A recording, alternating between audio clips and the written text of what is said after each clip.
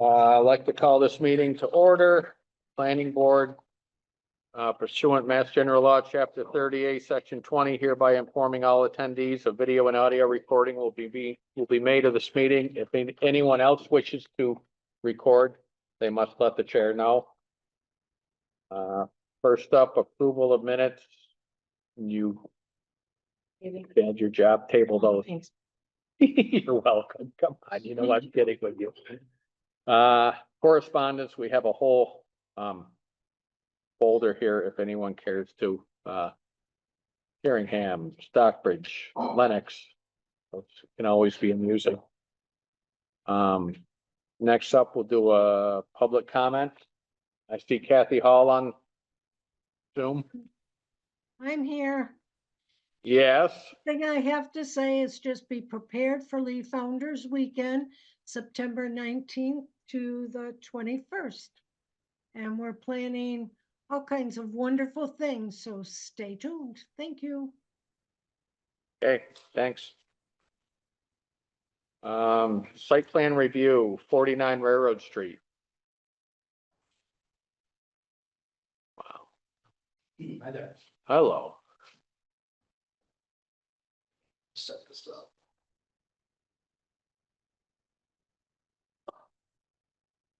And you the architect may be coming in here late. Okay, Can you identify yourself Yeah, for the sure. benefit of people on the video? Sure, Steve Mack from Foresight Land Services. And the site civil engineer surveyor on the project. And we are here for site plan review for the new Lee Public Safety Facility, which is located on the corner of Railroad Street and Consolati Way. On this plan here, this is Frank Consolati Way, and this is Railroad Street. And most of you probably remember, we came in not too long ago for Form A to combine 6 parcels into one. And the total acreage of the 6 parcels is 3.15 acres. Located in the BC zoning district, which requires site plan review for anything that is non-residential within that zoning district. Allows the municipal use with I don't know the terminology, but with a vote by the. I had that if you'd be interested.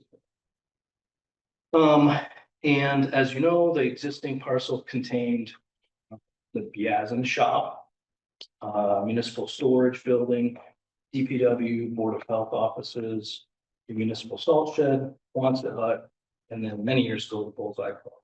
These were all on this area. And those buildings are taken down, being in the process of being taken down, et cetera. The existing site, amazingly, is about 85 to 90% impervious surface right now, which is roofs, pavement, concrete. It's right on the rooftop. It is right here on this. This is the railroad that comes in through here.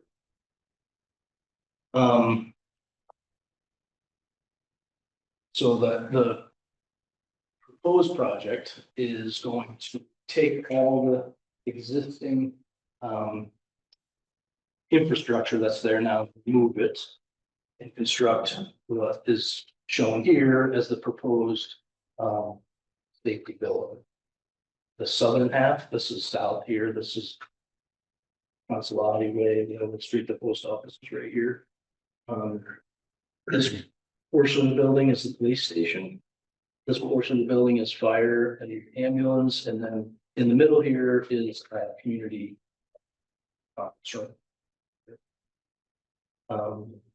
And the building will be accessed by sort of 2 primary driveways, and those driveways are on Railroad Street. Right now, it's served by a variety of random access points. And the one access to the south of the site on Railroad Street, this parking lot will serve the police station, the community conference room, and also public parking here. There'll be a curb cut to the north, which is serving primarily the fire station, and any overflow can be public parking. And then there's also a curb cut where, this is roughly where the existing entrance to the DPW and Board of Health is.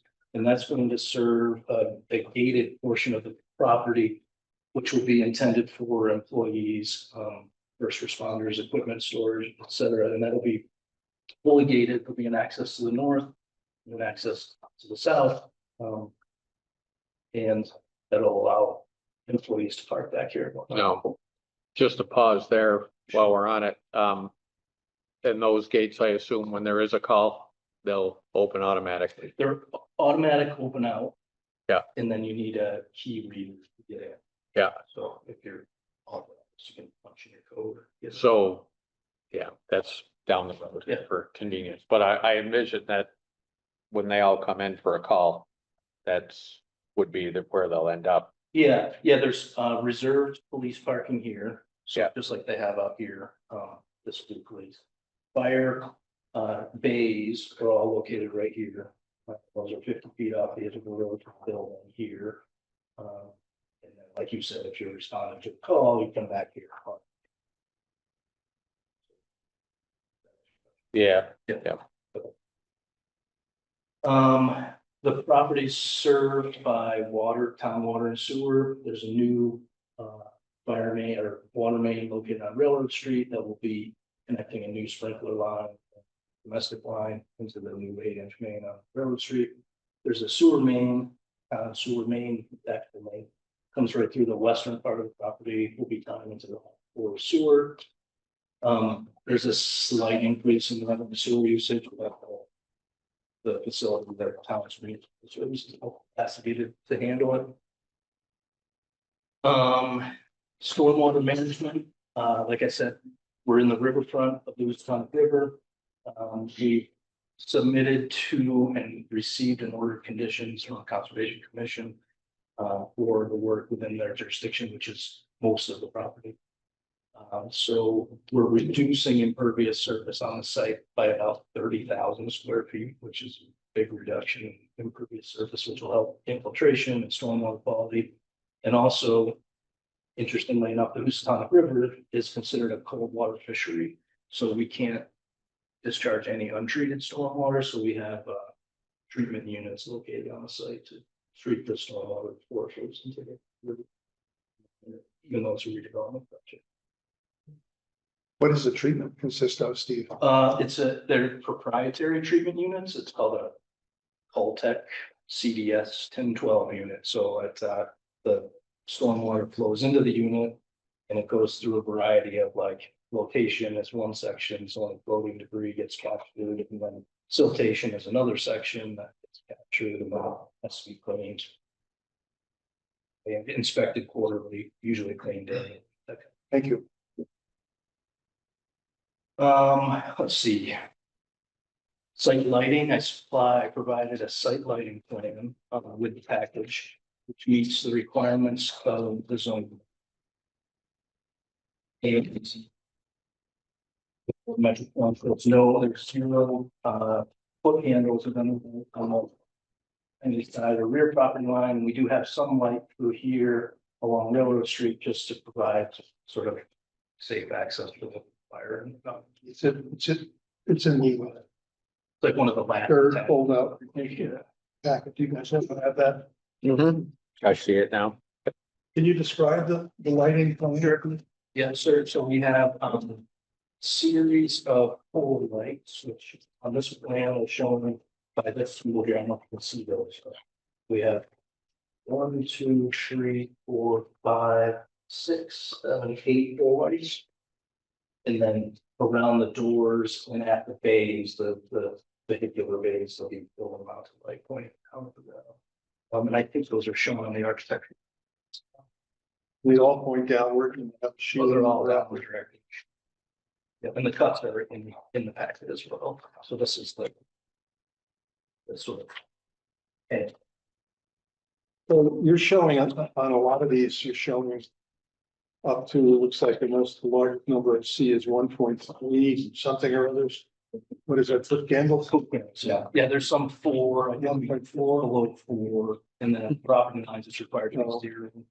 Okay, so what would that be bright? I mean, like compare that to say the under canopy on a gas station, would that be way bigger, way Yeah, brighter? yeah, that's way brighter.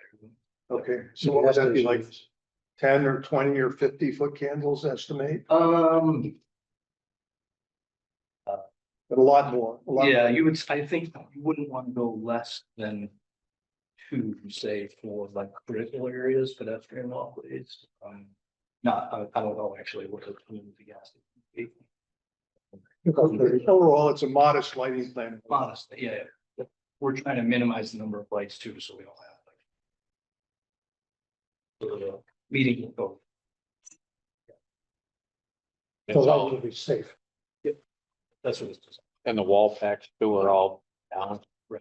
Instead of going out. Good. We've dealt with that before. Mr. Humes is here, the architect, so you may want to go on the side of the side. I'm sorry I'm late, Yeah. trying to get here on time. Just one more point before I turn it over to Brian.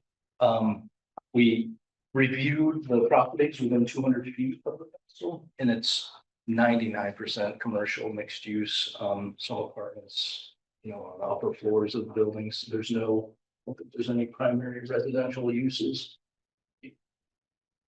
Around it, like Trustor Hall, Price Chopper, the post office, that's the surrounding area. So I think with that, unless you want to ask questions about the site, or if you want me to turn it over to Brian for architectural, say it to you. I think, Uncom's good. Anyone else? Where's the dumpster on that location? The dumpster pad is located to the north, right? Oh, yeah, you sure didn't close that. It is, yep, it's enclosed, right here. Steve, are you the person to ask about landscaping or Brian? The landscaping is a mix between just grass, loam and seed, and then around the building, we're gonna do mulch beds, around sort of these there, directly adjacent to the buildings, No trees, no bushes, no new trees. and it's gonna be a straight view out the windows down to the river? Or you're gonna clear trees along the riverbank? There's no clearing along the riverbank at all, we're not encroaching it, actually, we're pushing the existing disturbance. We'll have a number, but it's like 20 feet maybe to the existing gravel parking, and we're moving it 60 feet away here, so we're adding significant green space. And that'll be grass. Grass, yeah, yeah, there's stormwater, this here, it's just like an infiltration area. And then this is grass. Thank you. Yeah. I don't want to repeat anything that you've gone over, so you've gone over the site. Yep. Brian Humes, Jakunski Humes Architects. We're actually been part of this project since 2022. So it's our privilege to actually present this and get it in front of you. Because it's been since 2022 that we have put together the needs and how we developed the project. It's really your project. We're just presenting it. It's a town of Lee project, so it impacts all of you as well as us. But it was developed through a needs assessment. So the size of the building was determined through a needs assessment with the police department, fire department, the building department. And at that time, we were also included Tri-Town Health. They're not part of this development, but this is satisfying police, fire, and also the building department. So those needs were specified and how we came up with the size of the facility. The facility that we're presenting is 39,232 square feet, combining those three functions. So they were instrumental on what the buildings to include in a floor plan. After we determined the needs and the sizes, we did look at other sites in town. Just try to, how did this site and how did this building size come about? Was through a series of site analysis. We did look at other properties on Ferncliff, Housatonic Street, Pleasant Street, Main Street. But when this property on Consolati Way and Railroad Street became available, we applied the same analysis that we applied to all the other sites. And this site was far and above the best for satisfying the needs of the police and fire and public safety. And it really has developed into more of a downtown revitalization effort because we are right in the downtown district with this site compared to other sites.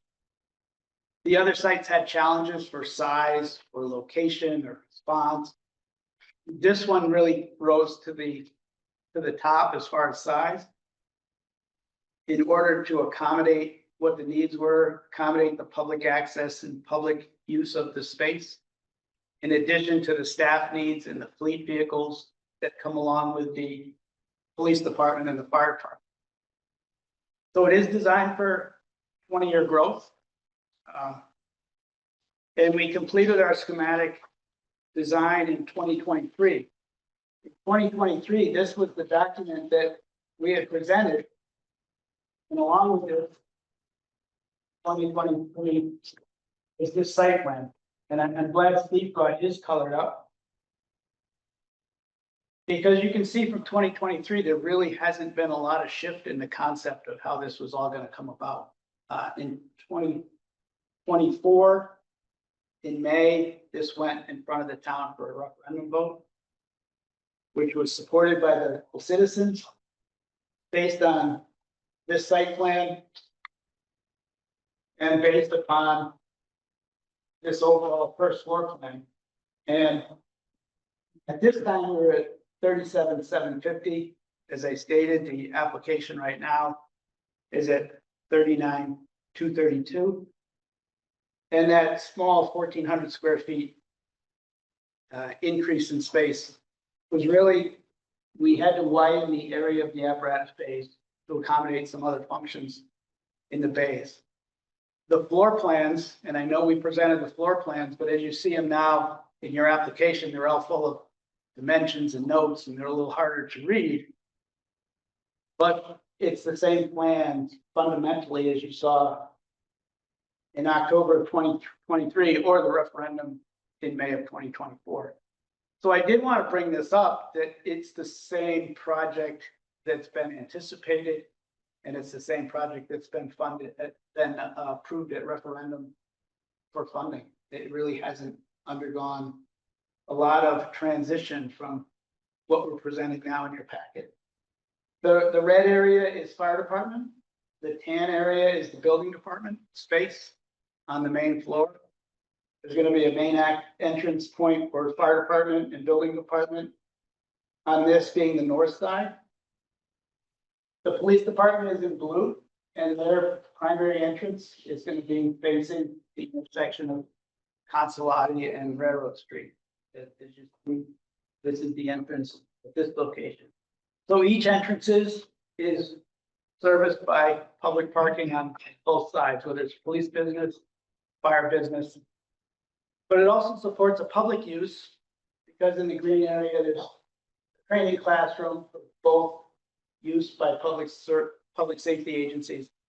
It also has a community function too. If there's a community need for a meeting space, there's availability there, and access to that would be through the police lobby, the police side. On the second floor, there is a second floor function space for the fire department. These areas are just mezzanines off of the two-story apparatus bay. There still is a training function for the fire department in that lower right corner. So the fire department has an ability to train on this site. They'll use this back parking lot adjacent to this tower structure. They'll use the back parking lot for vehicle maneuvering and training purposes. And then the second floor is police space in blue. So they'll have their own access, access control, access surveillance.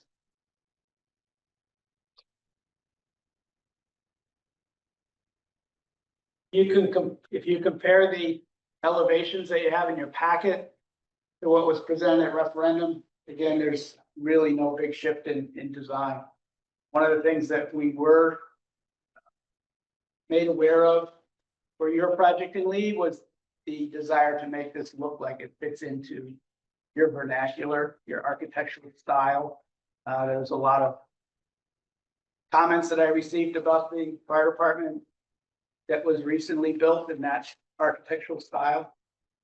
They wanted something fresh, that the building committee really wanted something that looked like it fits, because you're putting this major structure right down in your downtown area. It wants to support the downtown district. It wants to support your architectural vernacular. The one thing that has changed though on the design is the training tower. At this point in 2023, we had a much taller tower. That tower's been reduced in height. There's only 30 feet to the roof of that training tower. This one was almost 58 feet top of that tower.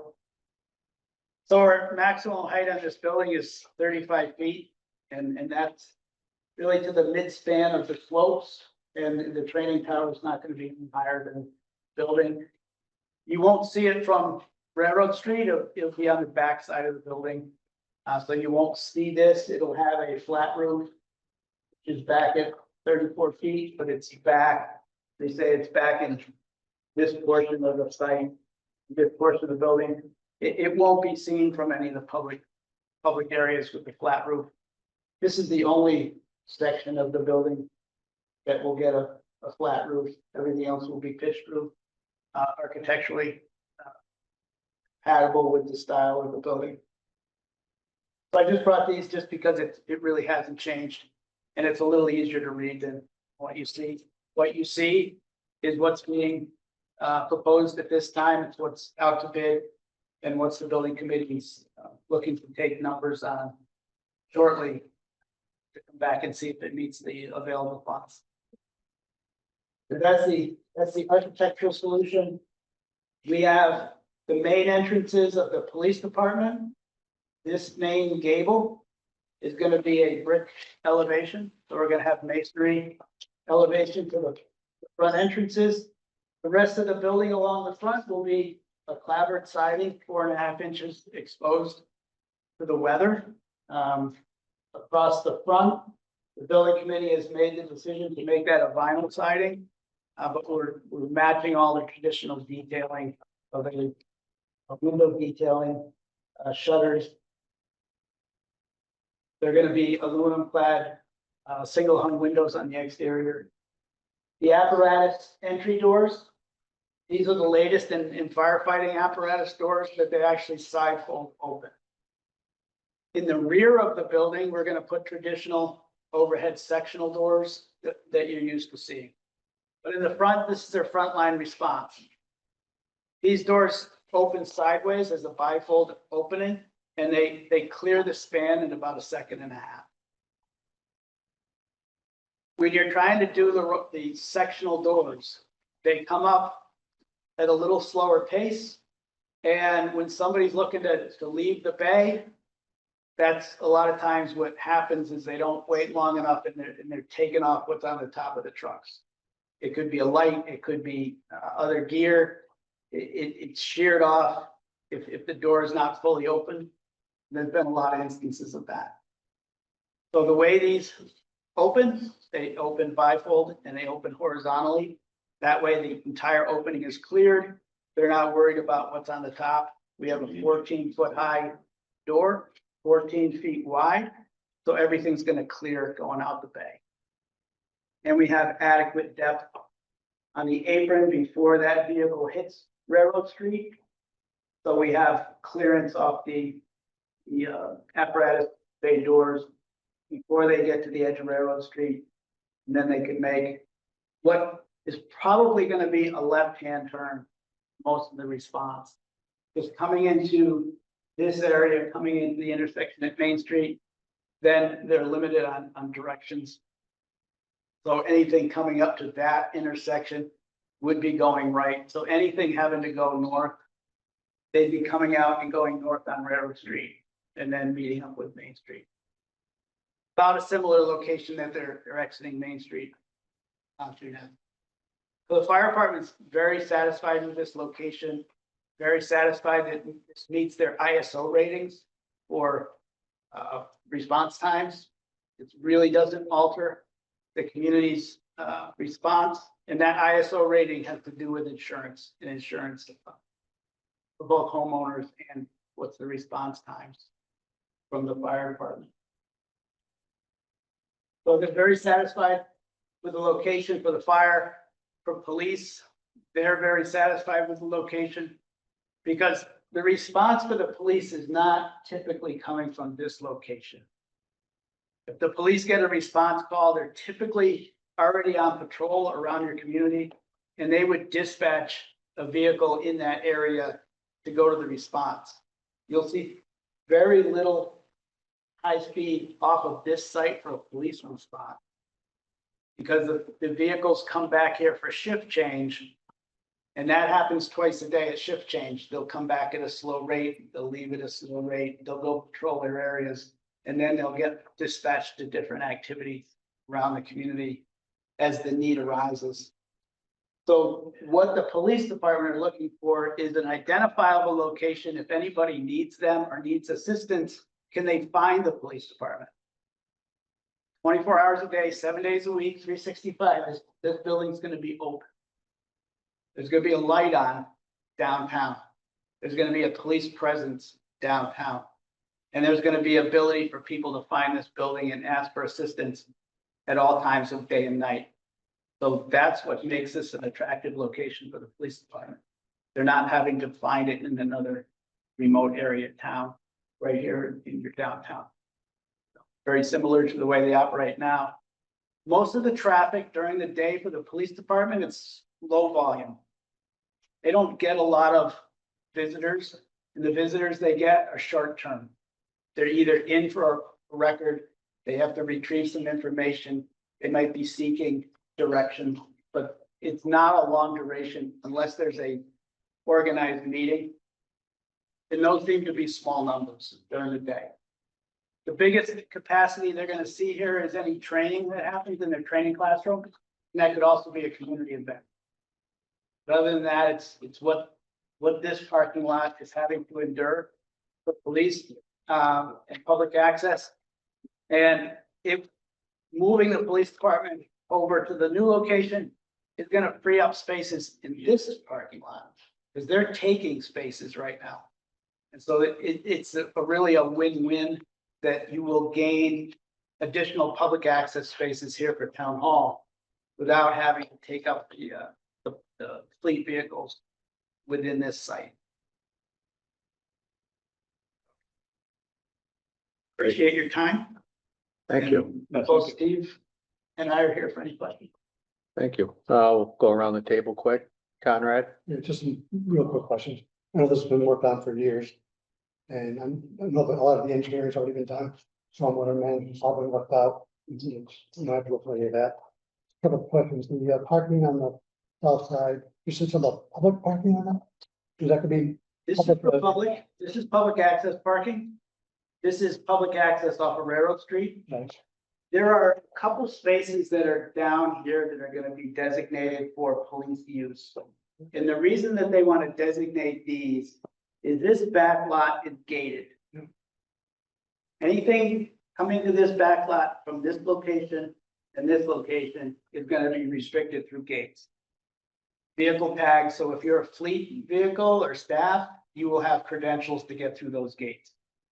But what the police department are asking for is a way that the police vehicles could come in here, and we have an access point right here.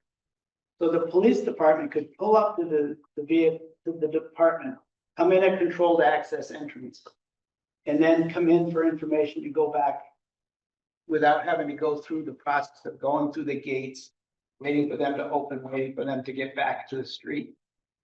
So very limited spaces designated here for police.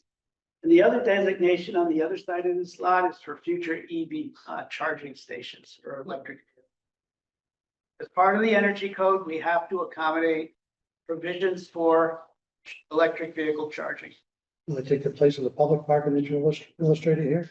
We're making provisions for it. So there's conduits out there for future EV charging stations. Whether the town elects to put those up or not, we have to make provisions for. I guess the reason for the question is there's a lot of existing, well, was existing parking there, public parking. And there seems to be some accommodation, at least we cover some of that with this Yeah. design. Yes. Uh, At this location and this location. the gazebo that's there today, is that gonna remain or is that gonna be? That is gonna be salvaged. Town is gonna take the structure of the gazebo. Yeah. Disassemble it and retain its structure. The pad is gonna be removed. And the town is gonna make a decision on where that gazebo could be relocated. So this location for a gazebo is gonna be removed. The town has future thoughts on what they could do with that gazebo. So the gazebo is not disappearing. It's gonna be salvaged for relocation. And that space that the gazebo's in now, It's What's- green space. just green, okay. We asked about the dumpster, dumpster's gonna be on the north side. Yep.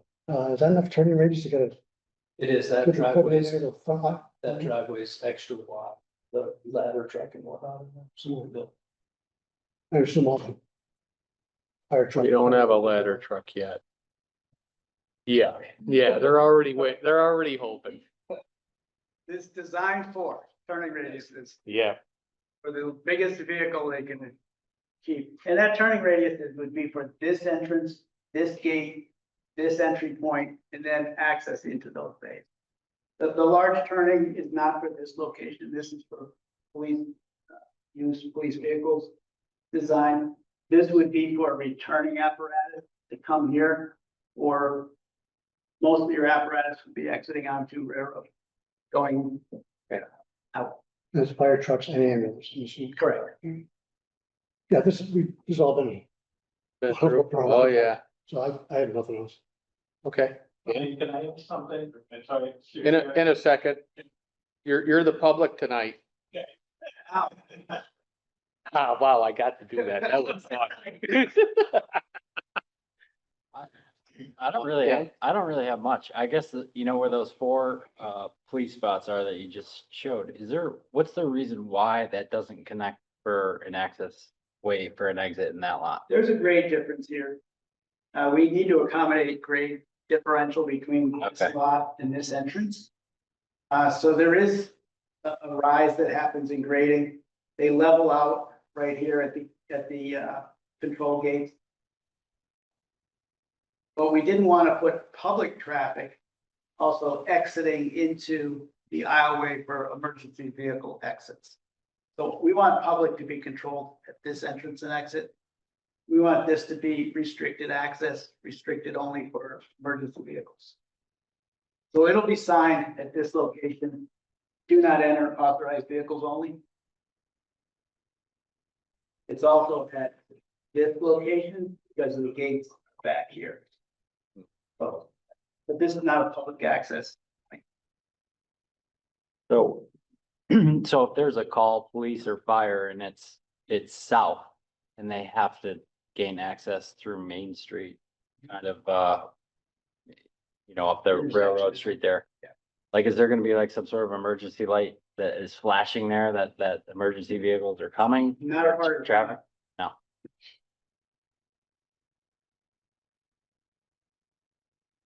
Chief has made the comment that, they're pretty visible when they move.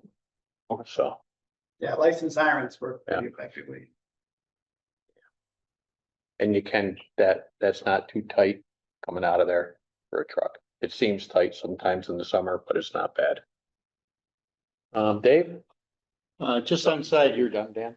the change from the cement board or handy board to vinyl, was it just cost driven? It was, there is a concern of, well, rising costs and what's happened since, 2024, even to 2025.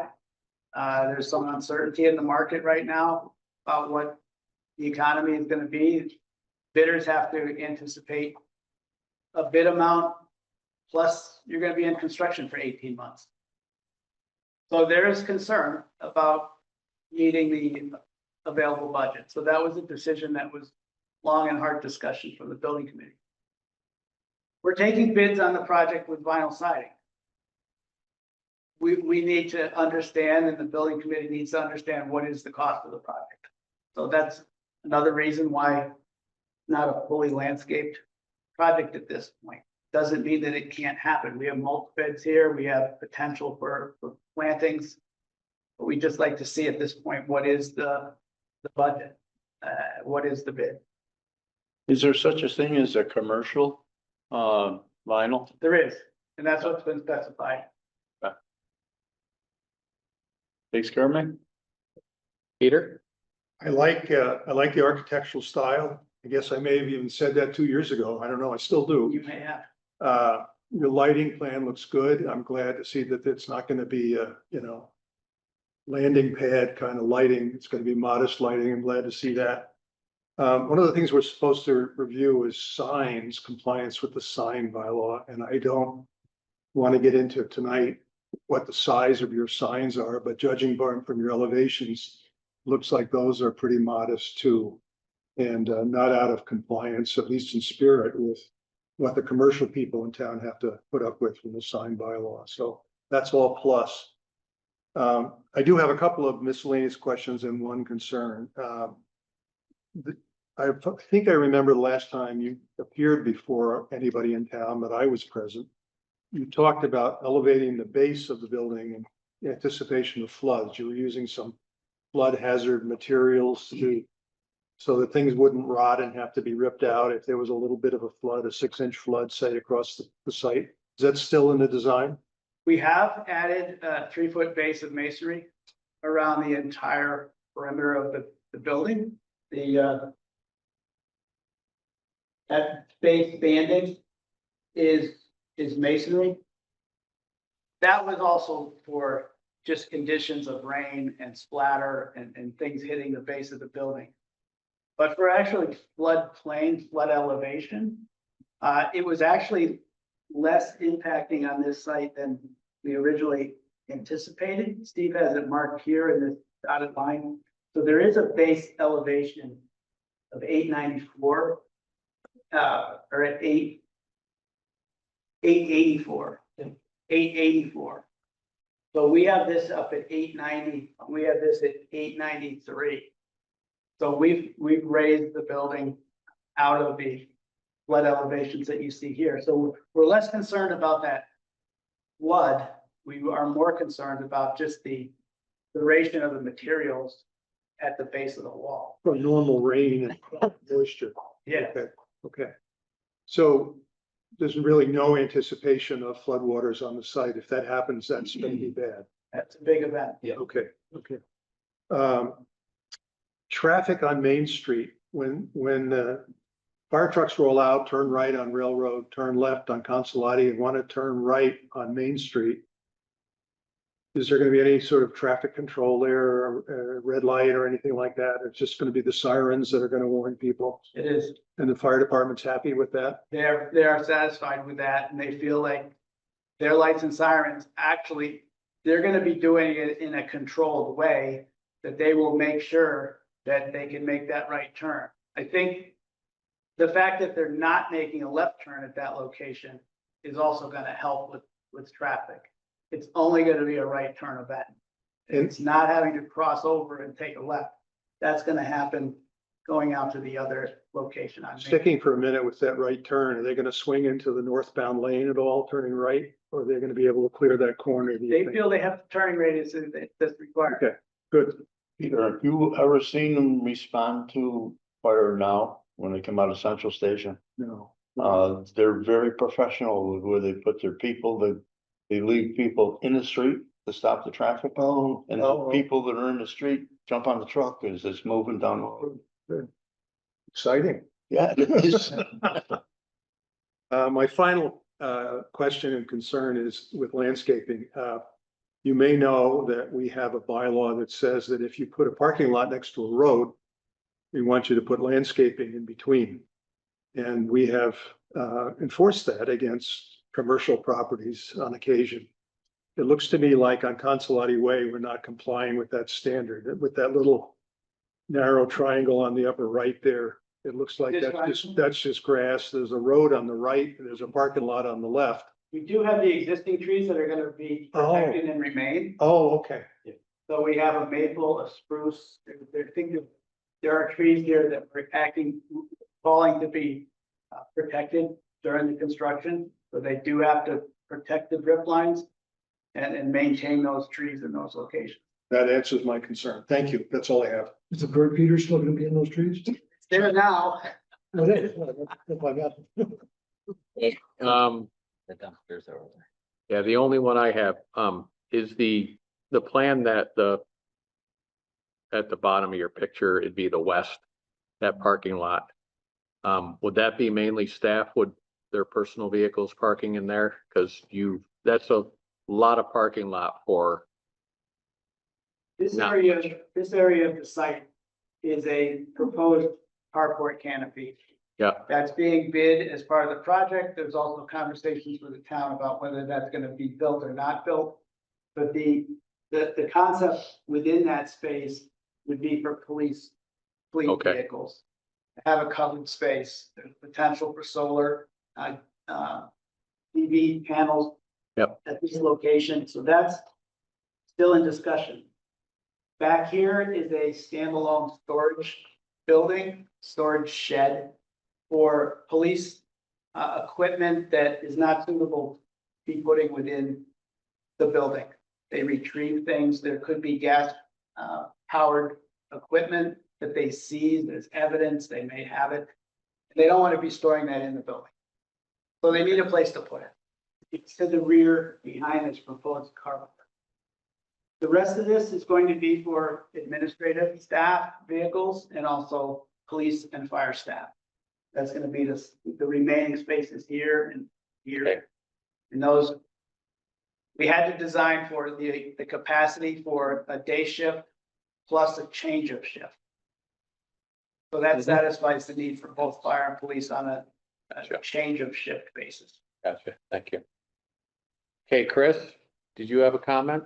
So it just wanted to address a couple of the questions that came up. Conrad's question, I just on the, well, for yours kind of as well, Buck, on the parking, I just want to mention that we did receive rural economic development money for that parking because it will be able to be used for businesses and so forth. So the state has recognized, bring that back, and we asked for another funding. So, and then on the emergency light question that had come up, yeah, it's not part of this project, but chief has, we have talked about. We needed one, there's definitely options out there, but it wouldn't be part of this, it's just. Because it's the office site, and so it complicates it, so there's new equipment that could be very easily installed, if you found the need, it's solar operated and runs automatically, truck and so forth. And then just a little more on the grant, on the landscaping. We did leave some of that open too, because Brooke is working on a grant through state MVP that could pay for a number of environmentally friendly plantings that would have water gardens, native plantings, that sort of thing. But I think with that, it's It's been submitted. submitted, Waiting for your should copy. know in another month or two. Your pollinator garden? But also like capturing some of the water, keeping it from flowing into the river, recharging the aquifer, that sort of thing. So, Good. well, that's, we'll know, they actually already, I think, paid for some of the planning for the parking and landscaping. We're now asking for some construction and additional money from MVP for that. So, Okay, thanks, I'll let you Chris. think, but Anything else from the public for comments? Okay, My name is Louis Carapaz, and I'm Buck, and I like the whole project. What I'm concerned about is the exit on Canal Street. Right now, there's. there many, isn't many one. 40-foot tractor trailers coming in, and they can't make the cars have to back up. Hold I'm on, really concerned if there's an exit. there's there. no exit on Canal. There's no What exit about the on other Canal. different project. Wait for the next. Louis, is this is the Oh, firehouse. I'm happy.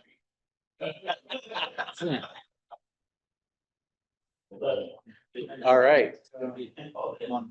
Steph, one last thing. Yeah, go ahead. What, how long was this gonna take? 18 months, the contractor from notice of proceed, we're allowing 18 months for substantial completion. Is there a GC on it yet? No, it's currently out to bid with Out to bid. bids being received in July. Okay. I did see something like that. Okay. I will. Yep, you could use a motion. Mr. Chairman, I move that the site plan review for the proposed new public safety facility for the town of Lee with the date of June 2025 be first accepted as sufficient for review and second be approved without conditions. Sure. Second. Dan seconds. I'll second. Dan got the second. Oh, I'm You sorry. really want it? No. All right, we'll do a roll call vote. Conrad, Aye. Dan, Aye. Dave, Aye. Peter, Aye. Buck Donovan, aye. We're all set, gentlemen. And Thank you. we're all set, town. Nice work, you guys. It's been a long. Thank you. Will be nice, so. Take July. 18 months. Have a New Year's party in there next year No parties in municipal buildings. at all? They have parties all the time. I know. You ever see this whole town hall is just one big party. Party is, all right, next up, like to, at this time, gonna open a special permit hearing for 48 to 52 West Center Street and 95 to 105 Canal Street. You're on this one too. Yes, For us, and you can be here. I know. I'm Jeffrey Cohen. I'm the managing developer of Eagle Mill Redevelopment, which essentially owns 3/4 of the property at issue tonight. 12 years ago, almost 13, when we came to the planning board, to talk about Eagle Mill, we had a lot of different ideas. Included large retail spaces, a food court, 50-room hotel, then a 100-room hotel on its site. What we learned was that COVID not only significantly increased our costs, but it precluded small retail development on a larger scale because there weren't tenants available. And the costs were prohibitive. So we focused not on West Center Street, but on the Eagle Mill itself, which had been abandoned in 2008. We came up with a plan to convert the Eagle Mill that you've modified a couple of times now from 122 apartments to 143 maximum. And it still could be less. But it's right now, it's 143 units. Phase 1, the historic mill buildings are under construction. They should be completed later this year, certainly by the beginning of next year, and occupied by the first quarter of 2026. The developer, Reese Larkin Development, which is a for-profit developer, has a contract with us to purchase phase 2 property and phase 3. Phase 2 is a 44-unit building on the eastern end of the site as you drive on the site back in the east corner. And that financing from the state should be announced as to whether we get it or not in July. And assuming that we do get approved, because the state asked us to apply, asked Reese Larkin to apply, that building would go under construction essentially as this construction finishes on the phase 1 development. So it leaves the main Eagle Mill site with the machine shop building, 10,000 square foot building, could be 12 apartments, I kind of like it as something else, but it could be 12 apartments. And then there's the corner on the river where there were originally 6 townhouses planned. Depends on the cost, because they would be for sale, for profit townhouses. Don't know what's gonna happen there. It could be 12 units if you. So we really don't. But the site across the street that we're talking about tonight has always been an issue. And as you know, because I've come here frequently to tell you, not to ask for anything, but just tell you what's going on. Pre-COVID, we had the Domino's site and the building adjacent to it under an option agreement with the Leprovo family. When COVID hit, we basically did what others did and said, can't afford to hold this property, give us an extension, whatever. That didn't work out. And it was just in November of last year that we were able to get the, I forget the name, the retail store, the quilt store, under contract again. So we own today the Ingeni property at 62 West Center. We have 58 West Center under contract, and we own 2 lots at the back of the center. So we went first to John Rosinski, who's Reese Larkin Development, and said, would you like to develop this for affordable housing, workforce housing in town? He said he'd love to, but in the state of Massachusetts, you can only apply once a year for financing.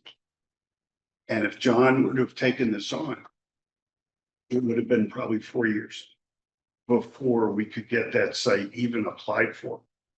And then another year to hear about it, and then more time. I'd like to live to see this whole thing finished. So it made no sense to wait.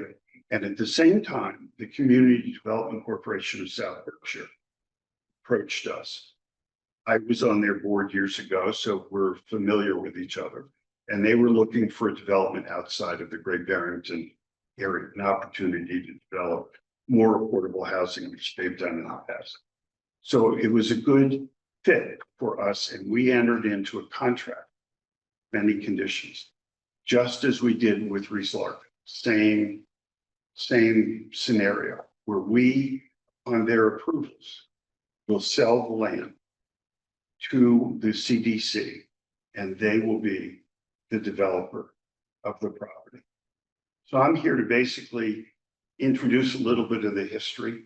We've been in town trying to do what's best for the town by reaching a consensus with everybody, not by just coming and saying, here's what we want to do. Bought the train station. Now we remodeled that, and finally we have a nice tenant in there. So it's a pretty place. And I think this will clean up, this project will basically clean up West Center Street. You'll have a village there. You could have just over 200 apartments. You'll have housing for all the service workers that you need in this town, which no other town has. My understanding is the cost of this building is in the $40 million range.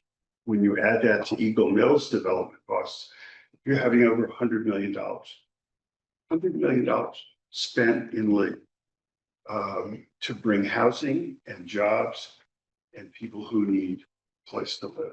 No other town that I know of has really done that. And so I think what we're trying to do is benefit each other. I think the volume, the size of this building is very similar to that 100-room hotel we discussed with you years ago. It's going to be 4 stories, 100 rooms, 100 parking spaces. This is basically the same size, very similar. So with that, if there are any questions that come up about what Eagle Mill will do or won't do, any issues relating to both properties across the street, I'll be here to answer those. But I think to develop and present the property, the CPC will take over as it's become, if you will, their project to develop and present. Thank you. Before you leave. Yeah. Before you step down, with the Eagle Mill. It went to guns. It seems to be moving well, but it seems to have slowed down a bit. Not at all. Okay, It's all inside. okay. What about the row houses? What phase did they fit in though? Were all the Which demolitions, houses? the ones that are on West Center Street that That were torn disappeared? down? The ones that are torn down. Yeah, One, there was supposed to be a building in there. there is a building in that general area. That's phase 3. Okay, phase 3. That's That's The one we see here, Jeff, Probably, yes, a green green, looking, that's not a final color, but no, that's, But yeah, that's- that's the area. so that's where that phase was 3. go. Well, my own feeling is I'd like to see Eagle Mill move along a little bit more before we jump into another one. Well, but understand the economic situation, whether it's Eagle Mill or somebody else. Mhm. What makes the development of affordable housing so difficult is the ability to obtain financing. You need more than 200 affordable units in the town. That won't even meet your 10% of number of units. So we need the housing. It's not economically advisable because we've got to build that site across the street. And the current developer of Eagle Mill can't get to it for 4 years. The CDC can get to it a lot quicker than that. We can get the construction finished a lot sooner than that. And you'll have a much better looking north end of town. Much sooner. I mean, it doesn't pay to wait 6 years. Think of the taxes that the town loses and all the other stuff. Better to get this finished, get people there, living there as soon as we can. There's no other way for us to do it. I mean, we could wait. Who knows what'll happen? I just don't want to take the risk. And these people have a lot of experience and they've developed some beautiful, they know what they're doing. It's not like it's a stranger to Lee or a stranger to the Berkshires. They're here. They've been here forever. And I think it gives us as a town more capability to bring great housing, great planning, if you will, to an area of town that's been derelict at least since 2008. So 17 years later, go look at all the construction jobs that are out there and how well the businesses around there are doing because of that. It doesn't help us to wait. So, well, I'm not asking to wait. I guess I misconstrued the question then. I want to see if we can get Eagle Mill up a little faster. Eagle Mill's going as quickly as it can for phase 1. Mm-hmm. Phase 2 has to get started. Financing has to be approved by the state to start phase 2. There's a lot of things theoretically we could do on the site to prepare for phase 2. But if you do it before you get financing, they don't pay for it. So there are things we can't do until we have an agreement with the developer who's got his financing green.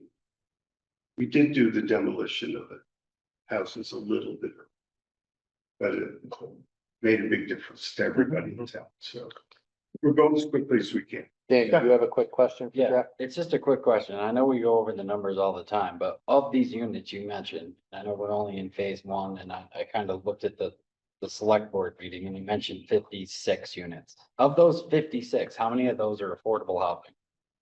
95% 95%. And on the entire site. so for, 95% are affordable, 5% are Section 8, which are required by law. Okay.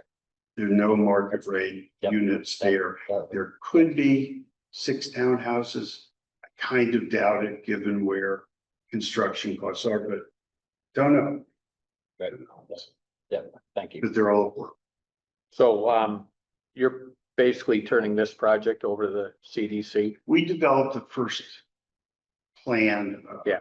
Schematic So design. it's not really stage 4. It It's not stage 4 of Eagle Mill. is not stage 4 of Eagle Mill. It's independent. It'll be independent of Eagle Mill Yes, once they get their financial approval. gotcha. Thank you. Just wanted to get that I'll out, be here. for out there the and straight. And go. Thank you.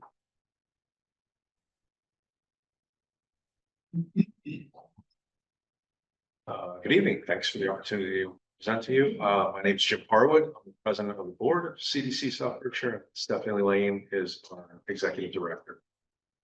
As Jeff alluded to, It's an organization that's been around for 30 years.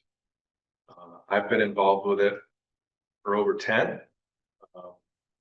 Past 5 years, we've delivered over 100 units of housing, primarily in Great Barrington. Some of those units have been apartment style housing unit, and some have been a little more alternative ways to present housing to the community, smaller projects, short-term projects, ownership projects. We're very excited about this project because it's a great opportunity for us to work in Lee, which is a beautiful downtown gateway to the Berkshires. It's got really architecturally interesting main street that, you know, comes around and becomes Center Street. And we're looking forward to bringing approximately 70 units to the site. That is our mission, is to provide affordable housing to the Berkshires. Jeff was speaking to all the good reasons that we need it and can't get it fast enough.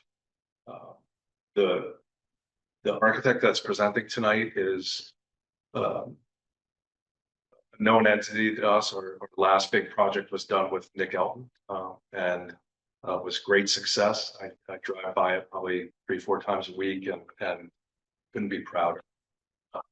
It's right on a main road. It's walkable to all kinds of stores. There's a lot of similarities to this, and it's one thing when you look at it on paper and when it's in construction, but once it's occupied and you see what it contributes to the community, it's really a rewarding thing. So I'm excited for Nick's presentation. I don't know if Stephanie, you want to. I just wanted to introduce myself. I'm Stephanie Lane, as Jim said, and I'm the newly appointed executive director of CDC South Berkshire. And joining us also is Diana Glasternick, who is our consultant from Advisors. And we just appreciate the opportunity to present the project to you tonight, to, you know, address any questions that you may have, and just hope that this is a nice opportunity for the project, the town of Lee, where there's a much growing need for affordable housing. We think this would go a long way in meeting that need in a responsible manner and energy efficient quality affordable housing.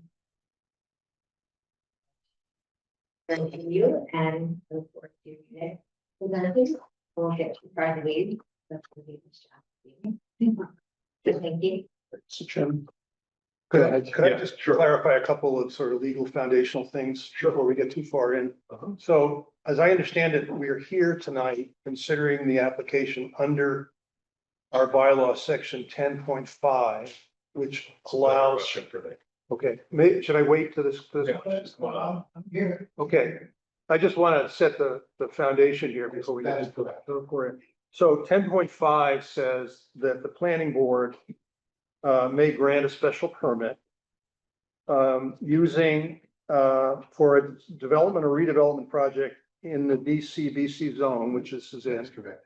And the uses may include those allowed under either the DCBC zone or the SGOD district, which is what the Eagle Mill is called. That's correct. And that you would meet the dimensional and density requirements of the SGOD district. And that parking will be consistent with the SGOD district. That is correct. And I understand also that you're also filing at the same time an application for a waiver from a portion of the requirements regarding open space. Is that true? Yes and no. Okay. In your last town meeting, first of all, my name is Nick Elton from Westwood. Presented this project to you previously, informally. Now we heard your comments. We've also been to the select board since then. We hope that some of the done to modify. We'll show that we're listening to what you have to say. So, at your last town meeting, there was a change in the zoning that was voted on and approved, which changed the open space requirements from 500 square feet per bedroom to 300 square feet. And we are in compliance with it. The 300-foot standard. We are. Okay. In compliance with that.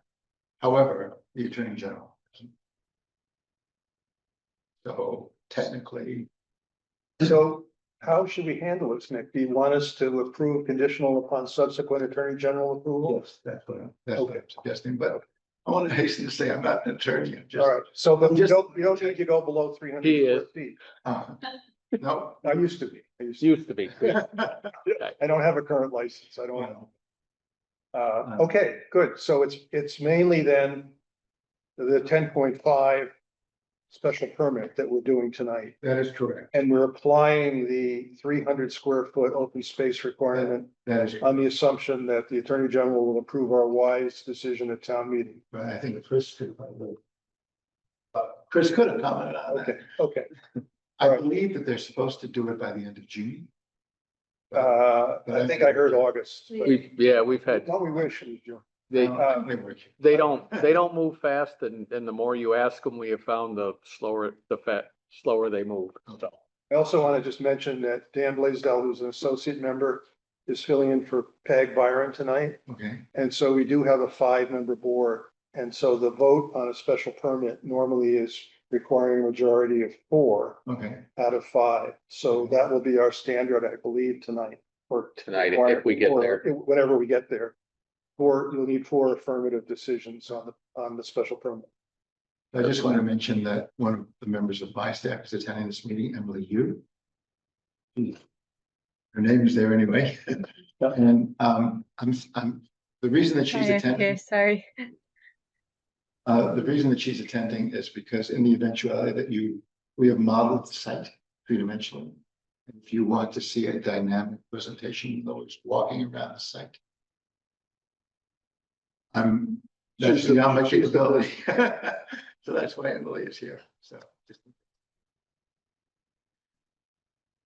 seem to have lost, I have to apologize, I've lost my image.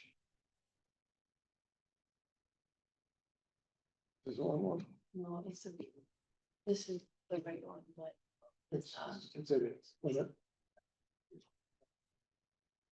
Very Can sorry. we pull this? Yeah, we can. Can we just interrupt for a minute and pull Yeah. him in so he's on the screen? Yep. Okay. We want you to be on screen. Okay. Just. Okay. Partially. Push it a little farther. There you are. There you go. Now you got it. Thank you. Thank you for allowing us to present. As has been stated, what we're proposing here is under the criteria, Peter, I believe it's your name, sir? Yeah, Is that right? yeah. That he outlined. We believe this project is fully compliant with those requirements.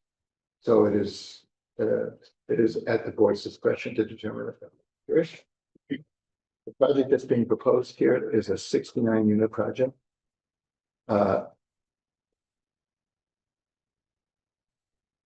So it is located in downtown.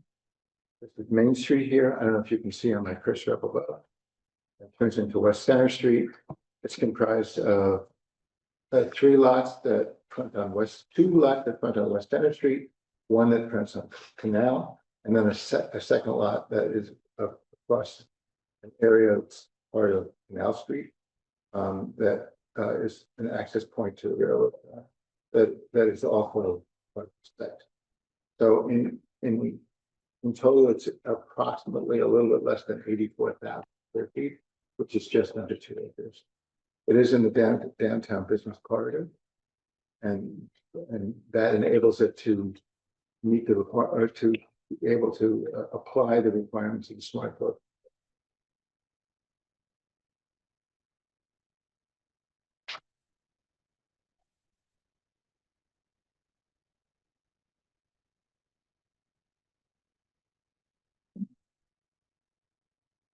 I apologize.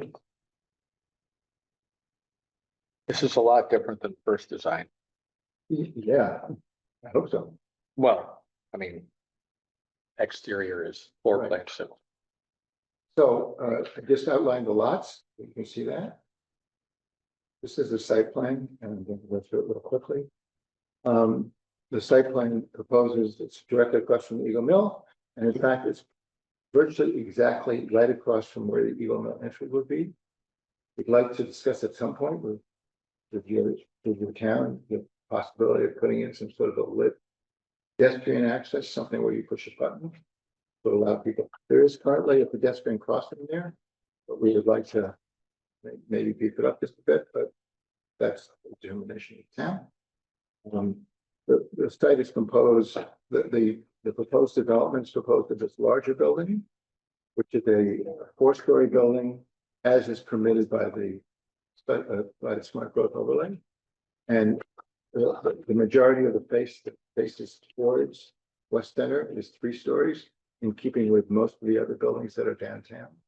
But 31 feet back from the main facade, which is approximately 55 feet back from the street, becomes a 4-story building. There are additionally to that, there are 2 smaller buildings. There are 3 family homes, 2.5 stories each, and they are fronted on Canal Street.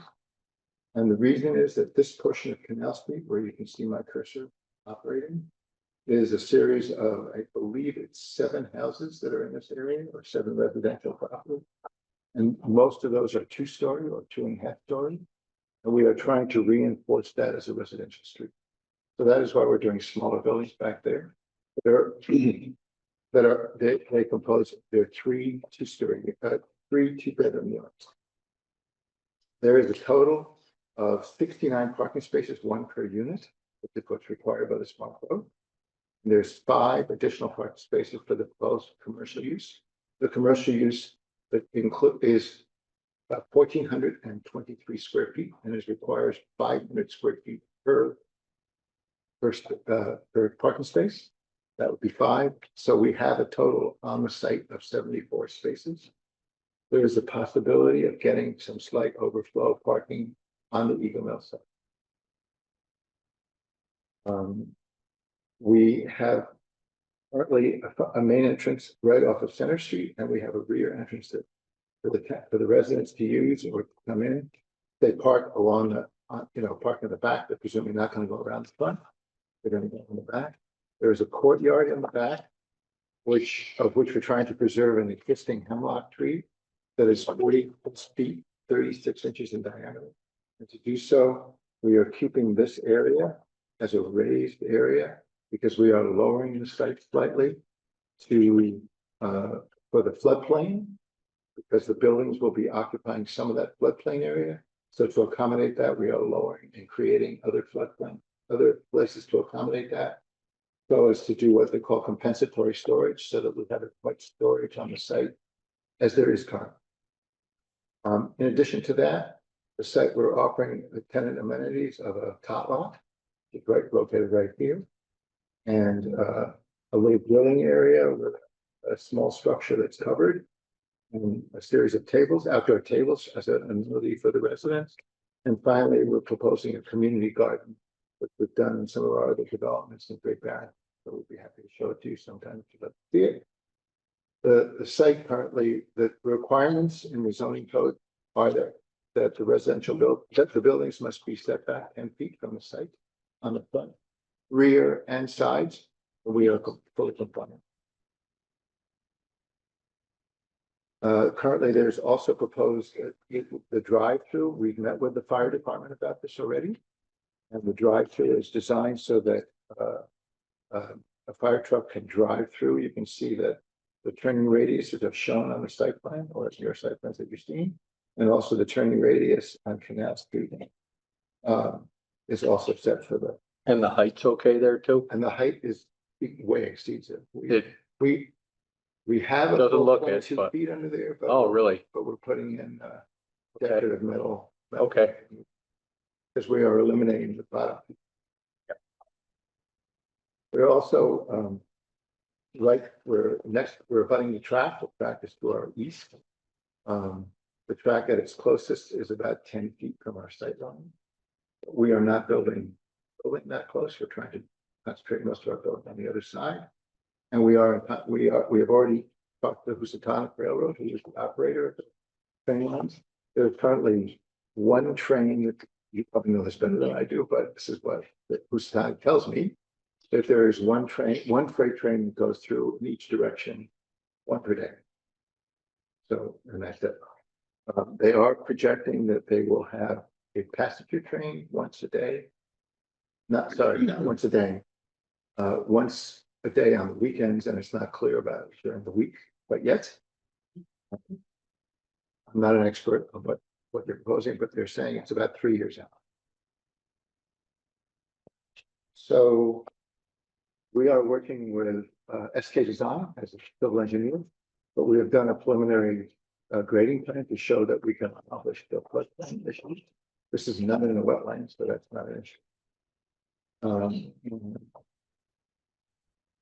Finally, we have done, we had Illuminate, who are site lighting designers.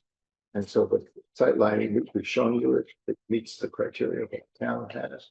We're proposing pole lighting that is 14 feet high, which is not very high at all. It's more of a residential scale. And there will be adequate lighting in the paths of travel for vehicles. But we're also showing a series of smaller circles that are bollard lighting. So where there are walkways or meeting spaces in the site, that they'll have some lighting.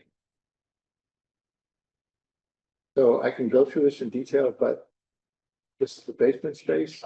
It obviously has the mechanical spaces, the electric room. They all meet current code requirements. But in addition to that, there is a maintenance workshop. There's a maintenance storage area. There's a tenant storage space. Each tenant gets a little carol to the Christmas tree or their luggage or whatever. There's also a bicycle. There's enough bicycle storage here for one bike for each apartment. And there's also a bicycle repair area here. And there's finally an exercise room, including a public men's and women's room. On the first floor, you enter from Center Street to here, and you can wind, there's a lobby, and then next to it is a resident event space or meeting space for the residents of the facility to, if they have larger gatherings or if somebody wants to have a little birthday party with their extended family, they can use that space. And then finally, there's a commercial space next to that faces out on West Center Street.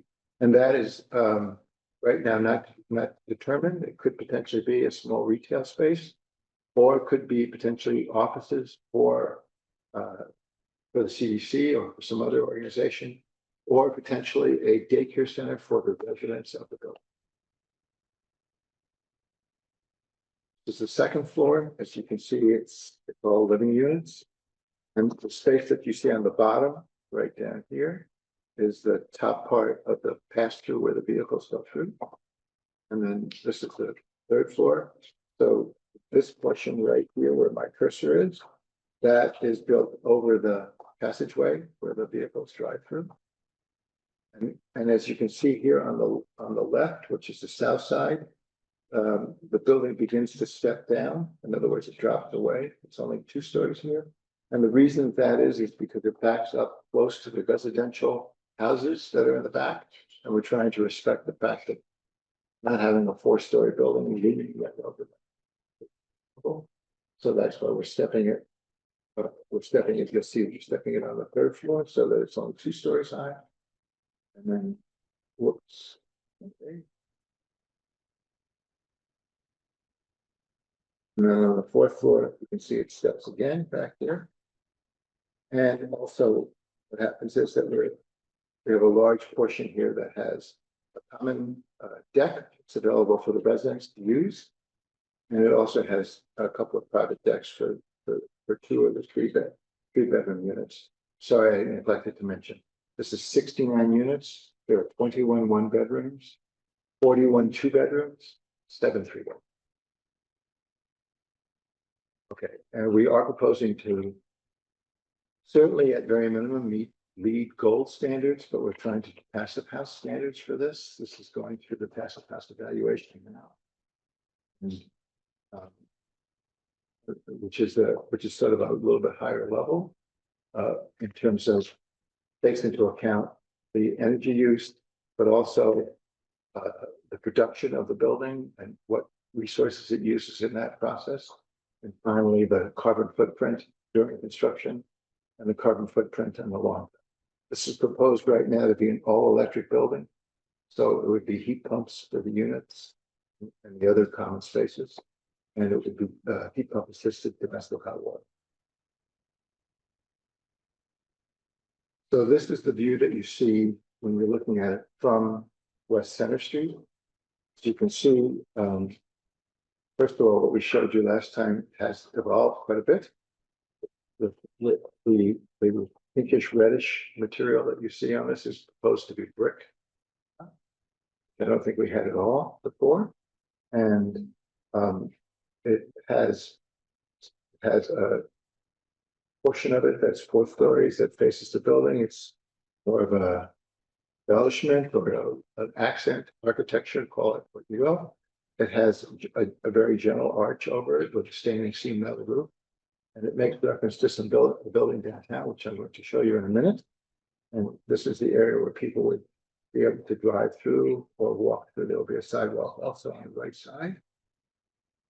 Then this portion up here is the portion where there's a common deck area. You'll see better in the perspectives, or perhaps you've looked already. And down at the bottom, this is the apologize for that. This is the commercial entrance right here. This is the outdoor meeting space, event space entrance. This is the main entrance to the building, the main residential entrance into the building. You can see that this portion is also a 4-story portion, and there's a brick portion. We have tried to detail this similarly to what you see on some of the buildings downtown.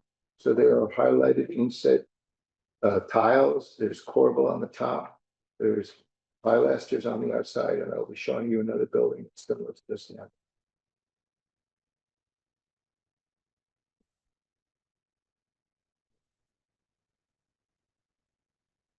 So this is the west elevation. So as if you're looking at the front, this is what you would see on the right side. Again, you see the tower that's on the extreme left, which is on the northwest corner of the site. And again, you'll see that that there's a portion of this that is 3 stories, and then there's an upper portion that's a little bit more stripped back. So here there are bays that are fiber cement, and then there's brick, and then there's fiber cement, and then there's brick. And this shows how the building steps down as it goes towards the walls. So this is the study to show the building in reference to what's going on in the proposed Eagle Mill site. I think you're all familiar with the machine shop, which is the building with a sloped roof. If I'm saying that correctly. And they're proposing to build some housing, which is a 3-story building. A 3-story building here with a site mansard on the top. And it is essentially the same height as a portion of our building that you will be seeing from the street. So we're trying to create something that was similar height.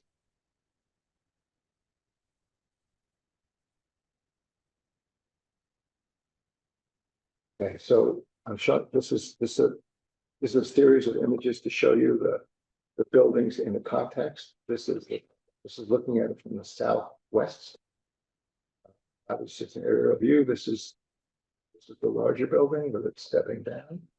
These are youth store buildings. This is a plumber's facility where they mostly warehouse their plumbing materials. These two, which really show here, are 2 residential buildings. So this is our 4-story building, or 4-story building. This is one of the 3 unit buildings, and this is the other 3, which, as I said, front on Canal Street. Looking at it from the northwest, you can see it shows the low portion in the middle and the 3 accents on the corner. Also, this is that grilling area, playground, community garden.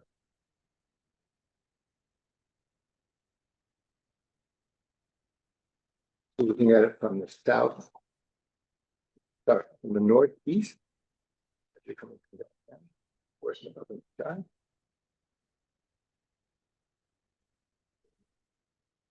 And this is looking at it from the southeast. So it's looking into the courtyard and the parking. Site of Asia over here.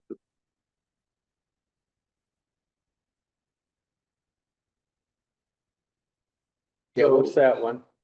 This is what was proposed previously. This was the 100-room hotel that was proposed on the site. It was largely where the Domino's site is, and I'm sorry, the other building. It's got the quilt shop. That's predominantly what they were doing. They were proposing a 100-room hotel here with 100 parking spaces. This is the 3-story building that's currently proposed across the street. So the reason that we're showing you this is because this was proposed previously as a matter of right. So. Right from there. Okay. So this shows you the site. It shows you another view of the building. With the proposed new 69 unit housing and the 3-story building with the street to the north.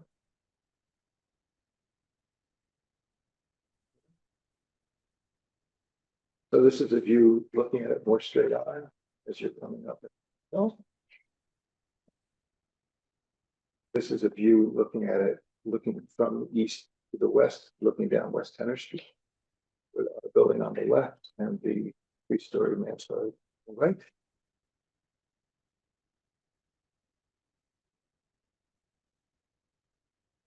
This is that.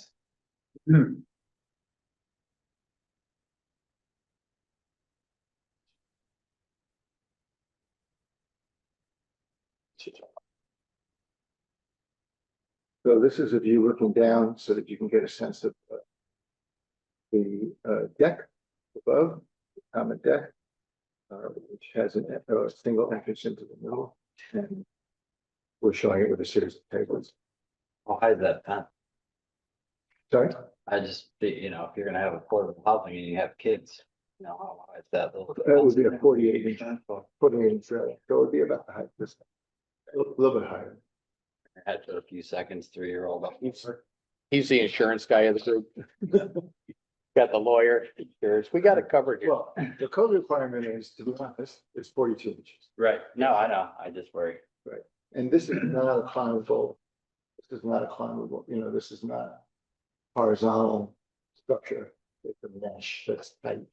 So it's not gonna be that easy to, but we're certainly open. What I don't want to do is, but I don't think what we would like to do is have it look prison-like.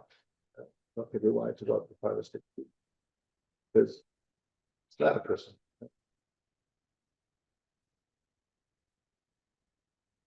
So this also shows that as I step down the back, goes south. And this is an image of the interior courtyard. I should have mentioned that there are 3 trees that we're trying to save. We're trying to save this 40-foot hemlock that I mentioned earlier. And there are also 2 locust trees. More to the rear, I can show you that on the site plan if you like. I'm starting at. So what I wanted to mention is we took a lot of our references from this building, which actually has gentle masonry arches on the bottom, and that's corbelling on the top, which we're proposing to do. It also has some inset tile work in here, which we're proposing to do as well. And it also has a series of pilasters, which we are also proposing. So we're not trying to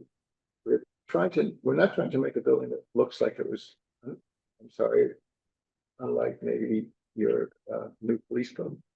We're not trying to make a building that looks like it was built in 1925. But we are trying to take references from the building and do a building that was built in like.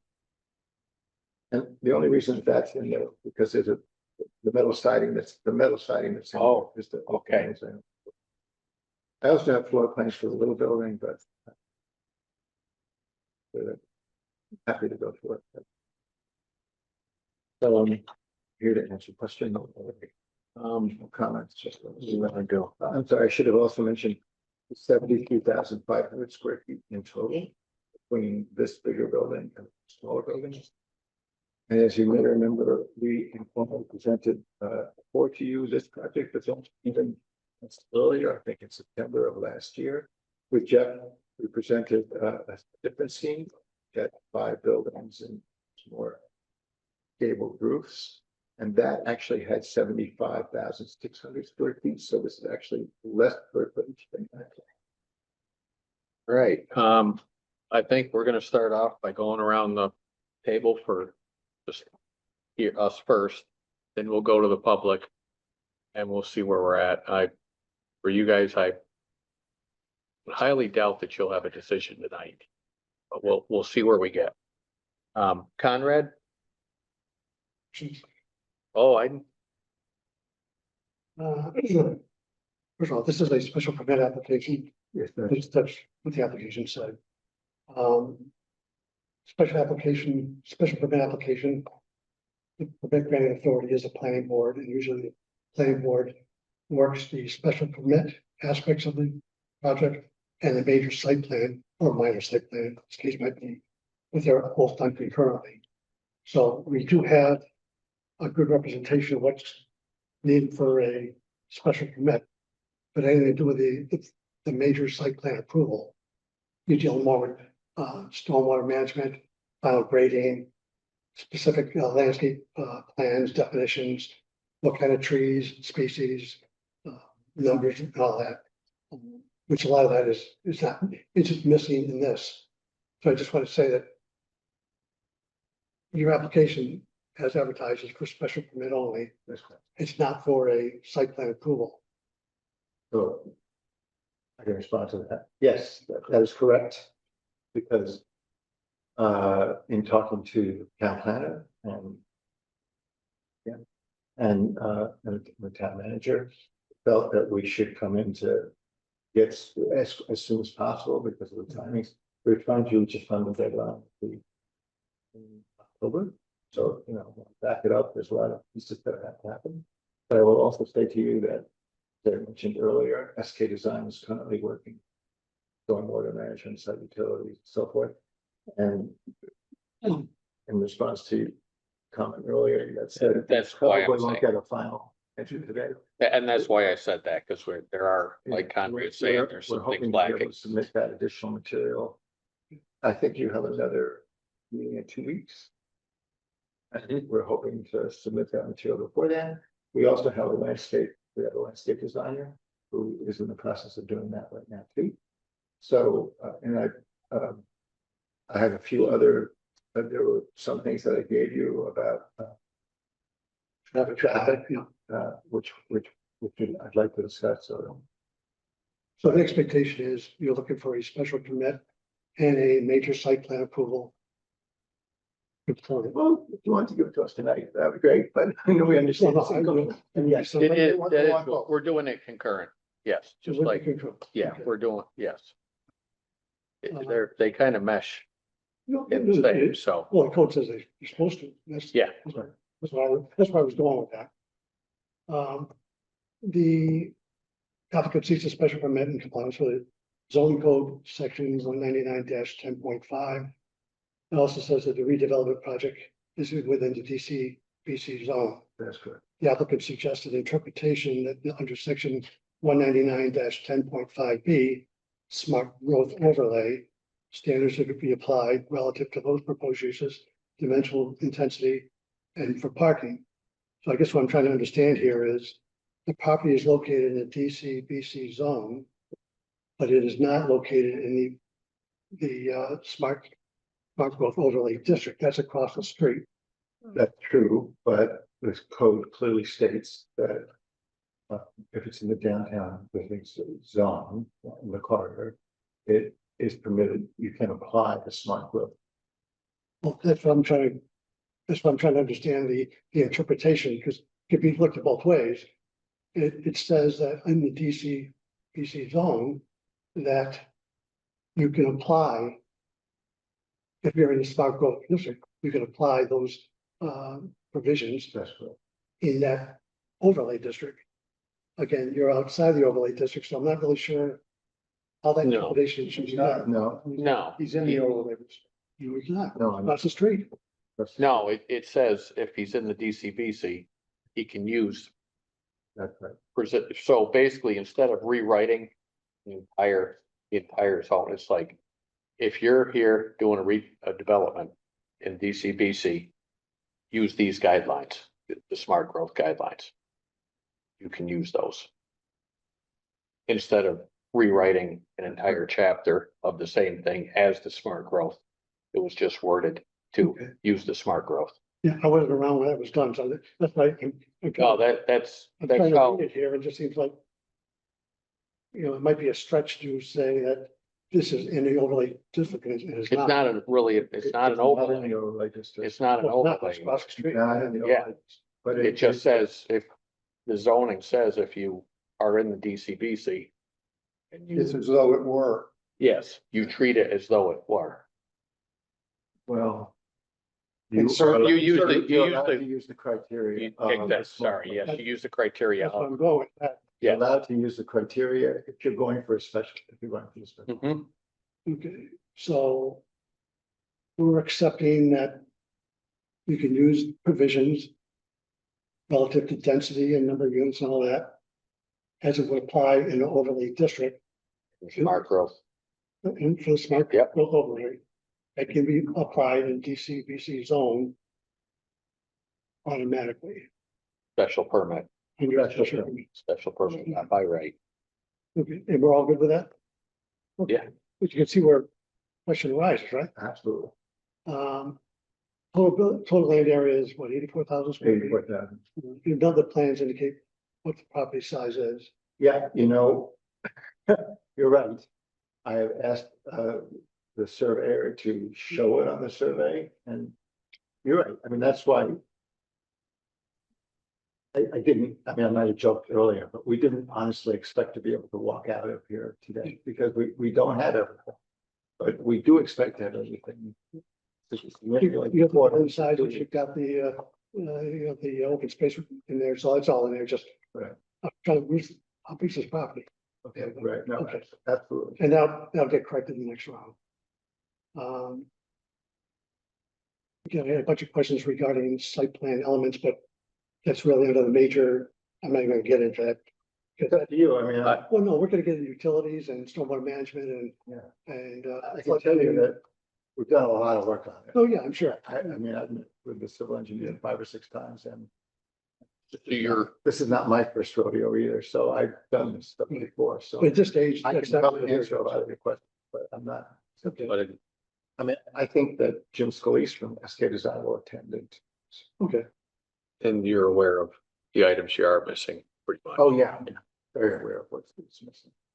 okay, on the site plan, this one's kind of confusing for me. On the site plan, it indicates there's a 50-foot space between the two properties, the one on Canal Street and the one.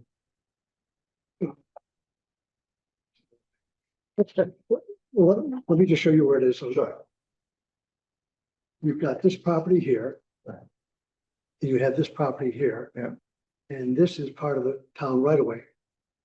And so is this. This is part of the town, right? Exactly. And you've got your dumpster and your coats, and you got parking spaces on that spot. And we, I have a series of items that we might discuss, but one of them is that we would like to, we do not want to acquire the property. So you want like an easement? We would, Property we easement? would like an easement. Okay, so that's, you're hoping to get that addressed by, I don't know who does it, we don't do that.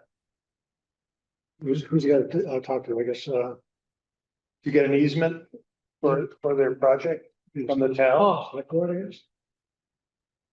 you know, Dave? Is it the Public Works Board? You have a clue, Jeff? Well, I spoke to Chris Britton about a year ago. And basically, he said, we'll find a way for you to use it. We're not gonna use it. Could be a lease, could be an easement. We're not gonna buy it. But there's, okay, you're seeking a mechanism A mechanism for to property. take possession of the property and develop it, because it's gonna be part of your parking plan, part of your trash. There it is. I mean, But I want to be absolutely clear. See that little chunk right If there? for some reason, That's what we're I talking mean, about. if we can't drive through there, then it's it. after the project. Right. Yeah, For some reason you said, yeah, we'll let you drive in there, but we were not gonna let you put these three spot parking spaces in the dumpster. Well, then we'll figure it out. Yes, but you could also argue that this is a right of way and you can drive to there. You just can't park and put your tow in it. That's the solution. Right. Well, what I'm saying is, sure.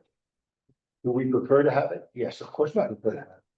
But as you may or may not have noticed, we have another dumpster area here. Right, right. And, you know, most units of houses don't have a dumpster of their own. You know, I mean, we can work it out. Yeah. Actually, the ITE use code 223, the category for a mid-rise apartment building for 69 units. I see what Steve Severia did on your traffic study. Yeah. I mean, that's all reasonable, that's all good. I guess one of my questions was, does Steve or your group, do you have an opinion on the driveway at the Eagle Mill? Is it like an intersection between the Eagle Mill and this new development? Opposing driveways don't align, they're offset. A little bit. I mean, not very much at all. 20, 25 feet maybe. Mm-mm.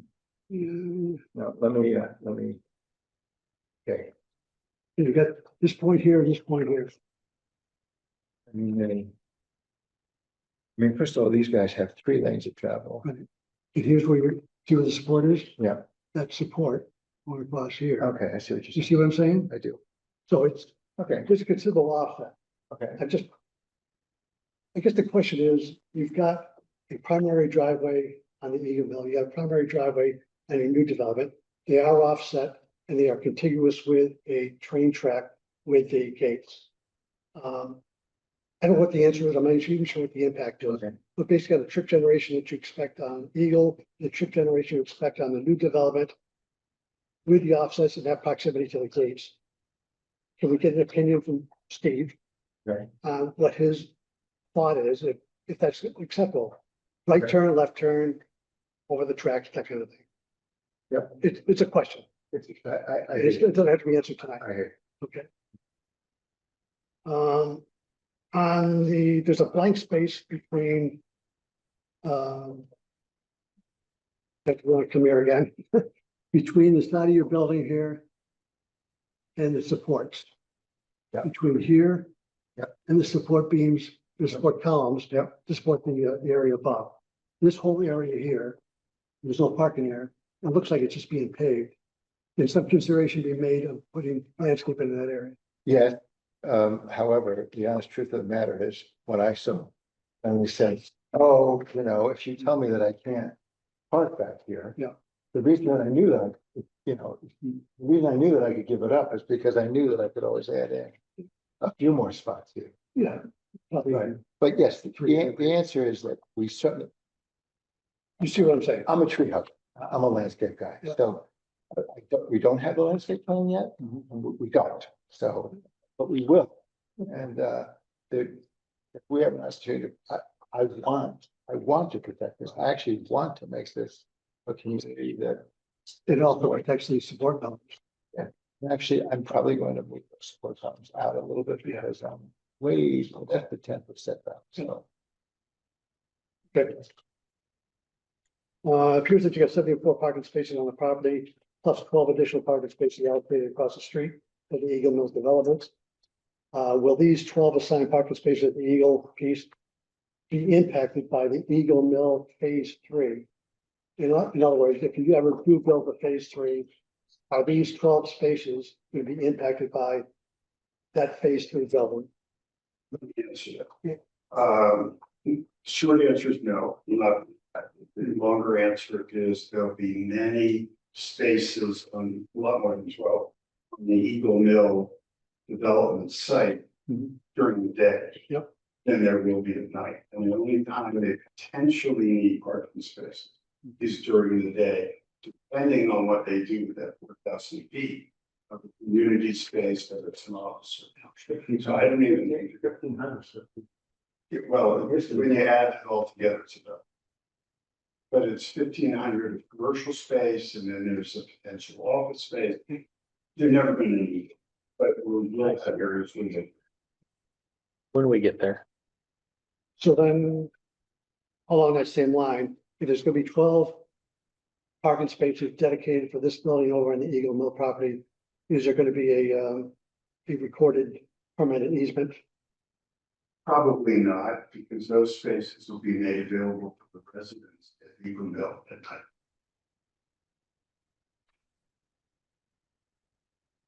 And we don't know that they need 12. The 12 came from an earlier plan. It showed much more retail commercial space. There was a concern that this development didn't quite enough parking, it'd be better to have space across the street. Now that they've changed the use of that area, they don't need 12 spaces, they have enough on site to address the uses that they propose. What we want to convey to you is that if something comes up and they're gonna need more space, we're gonna find a way to accommodate them. The other reason I bring it up is the representation is there will be 12 spaces across the street. And if there was gonna be, and there's gonna be part of a special permit, it should be maybe affordable. Absolutely. I think when you get to the next phase of considering the project and see their site plan and see what they legally need by way of parking spaces, we'll accommodate whatever the board wants to designate those spaces. So if we choose or to think that's gonna be needed, then we can make that a condition. 69 units, they could consider affordable housing, which is gonna be a mixed market rate and affordable housing. Yeah, that would be the best. Diana? Hi, yeah, sorry, what was the question? I'm sorry, I'm home with children. The mix on affordability versus, Yeah, it's 100% affordable in the range of 30% of the area median income to 80% of the area median income. I would have to pull up exactly what that means to tell you what the equivalent is in terms of the actual income, but you know, the 60 to 80% is kind of considered workforce housing, but it is all affordable, restricted, income qualified housing, and then the 30% is a lot lower. Sorry. So 30 to 80% AMI, 100% of the bill. 100% of the bill. No market rate.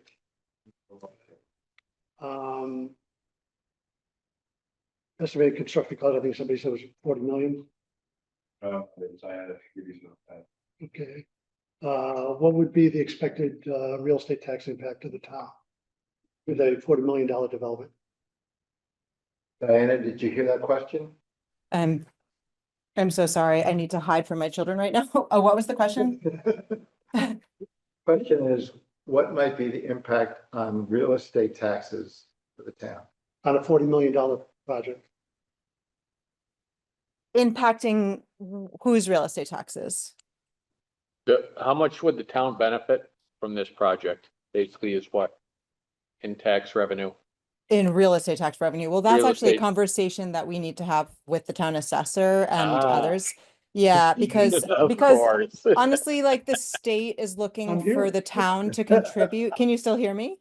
Oh, yeah, I'm Sorry, sorry. yeah. okay. Yeah, I mean, the state is really gonna look for the town of Lee to be contributing something to this project, and part of that is like, you know, tax abatements and stuff. But there'll be a lot of additional income taxes, you know, from people that live in the building, and a lot of economic activity from the units of housing that it will generate, you know, but You're yeah. suggesting there would be no real estate tax?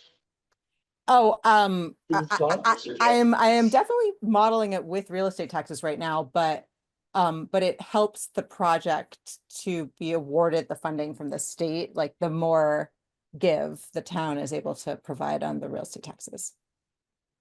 Is CDC South Berkshire, are they a nonprofit or for profit? No, Nonprofit. Nonprofit.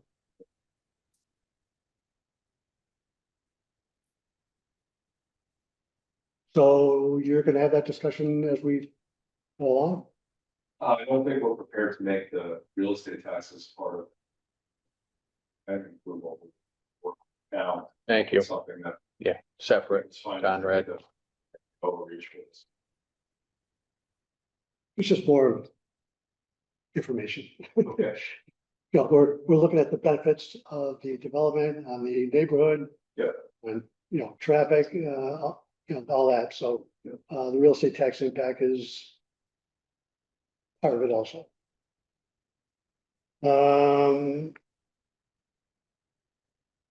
What is the expected timing for the zoning permitting eventual construction on this? Because it sounds like once you get through this process in planning, zoning, We're shooting for an engineer application.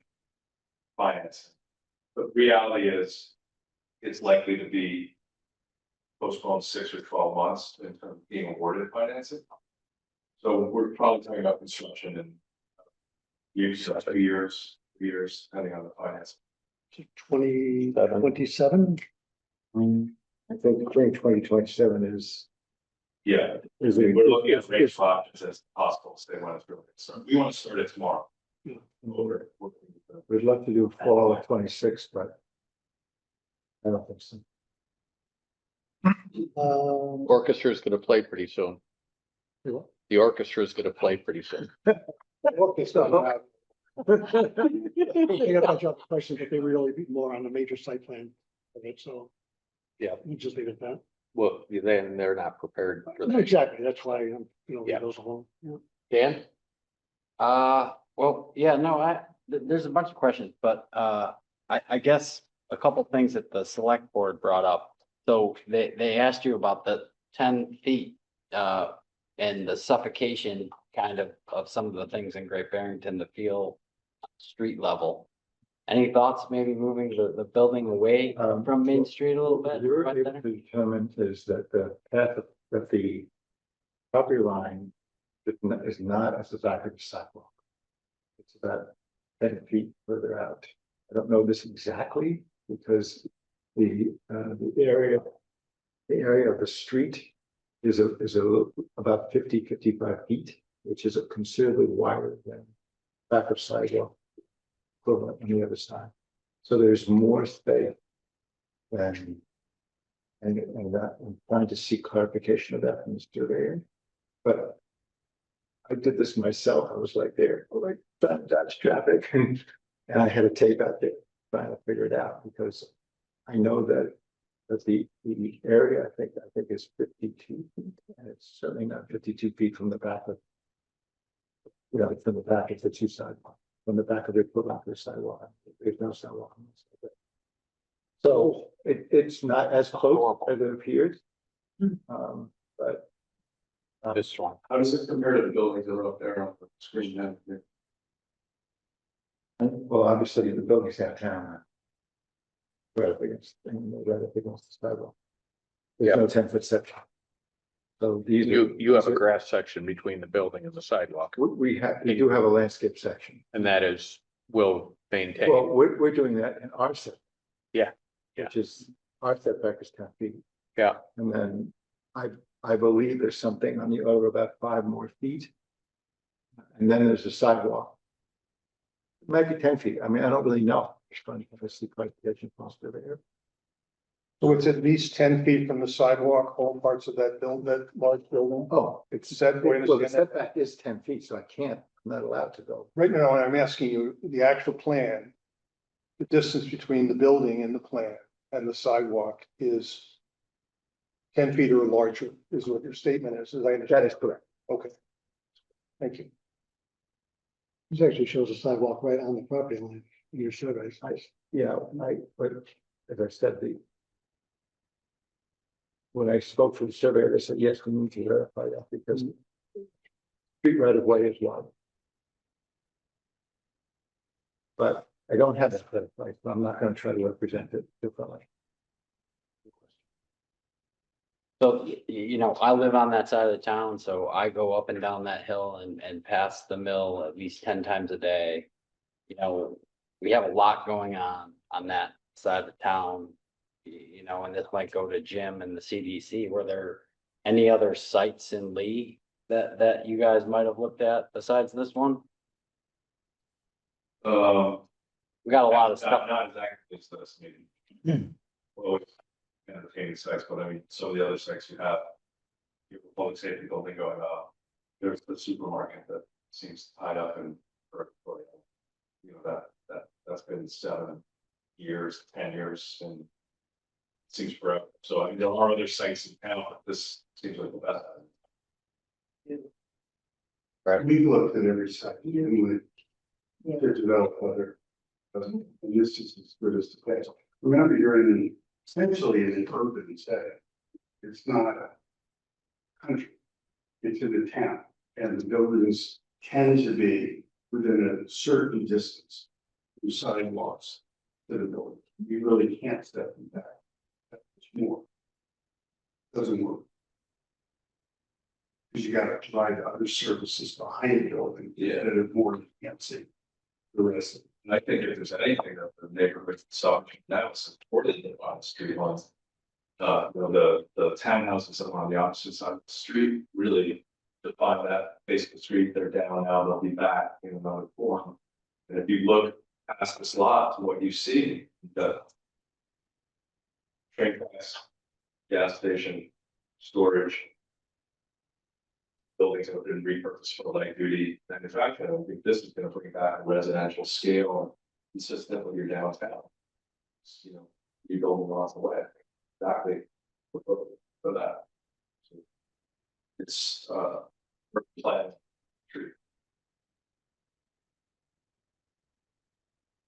There's Okay. Henry's Electric, which is a 3-story building. Got a corner from it. Yeah. And Joe's Diamond Building, it's a relatively dense building. Anything else, Ken? No, I'm good. I'll skip over myself and go to Dave. Well, we all know you have to come back to us anyhow with more information for the special permit. So my concern tonight is to tell you how nice this presentation was. The buildings seem to fit much better than the last one. And you can see as you modeled it on some of the downtown buildings. I think it looks really good. So that's my only concern tonight. Till we get to your information and we can make a decision. Great. Appreciate your comment. Thank you. Peter? I guess I had the same overall reaction. Having talked to you earlier about some of my concerns, I feel that you've addressed them very nicely. I like the fact that although the building is 4 stories, that you've made a lot of adjustments, both on the street side with the patio and on the back end with the tapering off next to the 2-story buildings. I think that's very sensitively done. I appreciate very much that you switched to brick, which based on at least on the front of the building, which based on the last conversation, I assume was more costly than what you had originally But proposed. we'll be hitting you up for a donation, don't worry. And I really like that you put little light colored, what do you call them, lintels at the top of every window, because that really is a traditional Right. thing, and it was a 19th century style, but it doesn't hurt you, I don't think at all.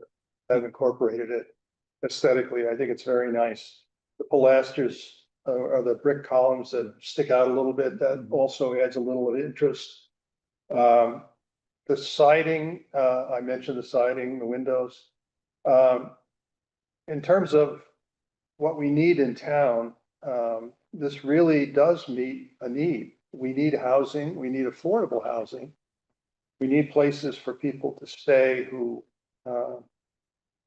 want to work in town, who can walk around downtown and have their kids ride bicycles downtown and not have to drive into town the way most of our housing is arranged. This project will provide some taxes, I assume, after they get done negotiating with Conrad. But it will also have a benefit to the schools, which have been declining in enrollment for 20 years in Lee.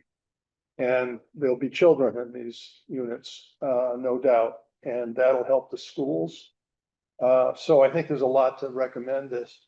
It's a big building and it's I don't really yet fully understand the scale of how it's gonna look in relation to Eagle Mill, the Eagle Mill buildings. It could be the dominant thing that you see as you're coming down the hill from Laurel Lake. And, and it's gonna be there a long time, and it's the entrance to town, and it's important that it look good. But this design looks a lot closer to good than the first one, so thank you for that. I do have a couple of minor questions. You mentioned fiber cement facing. Is that, these are like panels of Yeah. cardboard that just get sort of glued up or bolted up? No, they get mechanically fastened. Yeah, I'd be pleased to, I'm interested in not in how they're fastened, but really what their durability is. So they. their durability, yeah, their durability is excellent. I mean, it's So- fiber cement, so. 50 years from now, it's not gonna look shabby and look like. Well, I haven't done any, I mean, I'm old, but Yeah. I'm not that old. I haven't done projects that are 50 years old. All right. Fiber cement. on. Pick a shorter time. But I will tell you that even on the paint, because it comes pre-painted from the factory, there's a 15-year warranty, even on the paint. So, I mean, no product that you can put up that's painted, I mean, over time it does. And the other thing is it's extremely good in terms of fire, because obviously it's not flammable at all. And now that I've done maybe 30 buildings with fiber cement on them, I think, I've learned how to detail this so that it looks good and doesn't fail. Because you don't want to do it, I mean, you never want to, you don't want to buy the first model of a new car at the very, very first. So, Your experience is good.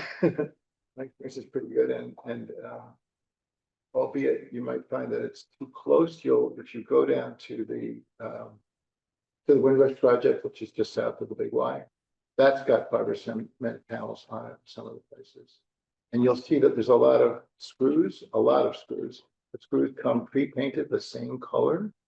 And we do them very strictly in a way that makes the fastening part of the stall. And I can tell you that I've had contractors that have done it, and if there's one screw that's out of place, make them replace the entire. I want to ask you a question about the corbelling. I see you've got a new roof on the main structure on the corner. And it's sort of wing-like, it's slightly curved as opposed to peaked, in the earlier design. Some of the buildings in Lee that have, I don't know the architectural terms, but some of the shots that you showed in earlier. Okay. There's a projection, the roof comes out a little bit from the wall. And then there's some detail in between the final plane of the roof and the vertical plane of the wall. Right, you mean there's like stepping and ground molding kind of stuff. I don't see any of that in the design. So what I see here, it looks a little bit to me like an airplane wing that doesn't have any sort of intermediate stepping. Okay. Is there something I'm missing? Yes, unfortunately, I have to reboot my computer, so I apologize. But I think You can tell me, Nick, if you want. I think the answer is, I walk into meetings like this all the time, and sometimes people say, I hate this thing, throw it out. I want you to start from scratch. Yeah. So I can't tell you that I've worked out every little element. I haven't, because I could be coming back here 2 weeks for a different job, right? And then for all I know, right?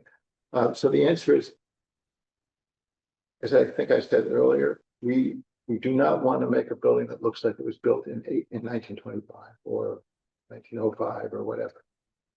Meaning Bauhaus or meaning? No, well, I would do a Bauhaus building. I bet you would. But the buildings that you see downtown. But on the other hand, we do want to respect that and get our cues from that. The buildings downtown, virtually every building downtown, sure, it has some of them have towers on them. And that's what we were trying to do last time, was try to do a tower that was, most of those are between 15 by 15 and 20 by 20. Well, it didn't seem like, I didn't want to just make it a conical roof, like what you would see 100 years ago. So we wanted to do something a little different. This, what we did, first of all, what I found out last time was he changed the bylaws. So the height is now limited to 55. And that makes a big difference when you're doing a slope roof, because it means, well, if you start at 45, you can go up to 65, right? I mean, the high point, because it's the average. So that gentle arch is because of the height limit, it meets the 50-foot limit. Okay. And it also got its cues from downtown. So it's sort of, well, how can I make? I'm not at all opposed to your arch. And I think, by the way, I didn't mention, but I do think the fact that you have sort of two towers sort of stapling the thing down on the ends and with a smaller intermediate is a very nice way to reduce the massiveness of the building as you're looking at it. I think that was clever too. I'm just concerned that you've done better on the face with the bricks, you've done better on the windows with the lintels, and then we get to the roof and it looks like something that came off an airplane. You know, I want to make sure that it isn't completely incongruous, that's all. All right, we'll leave that open. If you don't mind, Mr. Chairman, I know that some people in town watch the recording of this meeting. They do. And I would like to, if you allow me, to read the standards the findings that we're gonna have to make on this into the record so that people who are listening can hear what we're considering doing. Is that all right with you? Mr. Yeah, Chairman? yeah. All right, so this is a Be case. quick. Huh? Be quick. All right, this is a case that's gonna be considered under bylaw section 13.4. Paragraph I says that there are mandatory findings before granting a special permit. The special permit granting authority, which is us, shall find that the proposed structure and or use satisfies all 5 of the following. 1, the structure is in compliance with all provisions and requirements of this chapter and in harmony with its general intent and purpose. 2, the structure is essential or desirable to the public convenience or welfare at the proposed location. 3, the structure will not be detrimental to adjacent uses or to the established or future character of the neighborhood. 4, there will not be undue traffic congestion or undue impairment to pedestrian safety. And 5, the structure will not overload any public water drainage or sewer systems or other municipal facilities. So I don't know if I can speak on behalf of the other members of the commission, but of the board. But I would welcome anybody in town who wants to contact me on any 5 of those things between now and 2 weeks from now. I'm really looking for public input on this, and I assume the other members are as well. Yes. Thank you. That's all I have. That's. All right. Much better design than what we saw last time. I do, like, Peter was saying, the 2 towers anchor. And Peter, if you look at the left-hand tower, the window line changes quite a bit. Yeah, it does. So that. Yeah, that's a nice feature Nice too. Yeah. feature. I think it's really between Eagle Mill and this one. In our master plan, we talked about a downtown hub, getting more walk centric versus car centric, all that. I think this comes into part of that. It all adds to it. It doesn't solve any problems, but it doesn't, I don't think it creates them. It's a nice design. We got some kinks to work out with it. You have some things you'll have to get for us next time. And since the board is done, I think we can open up for a little bit for public comment. Can I, Oh, go ahead. because I gave you document as well. Yep. On the side. I know we talked about open space already. Yep.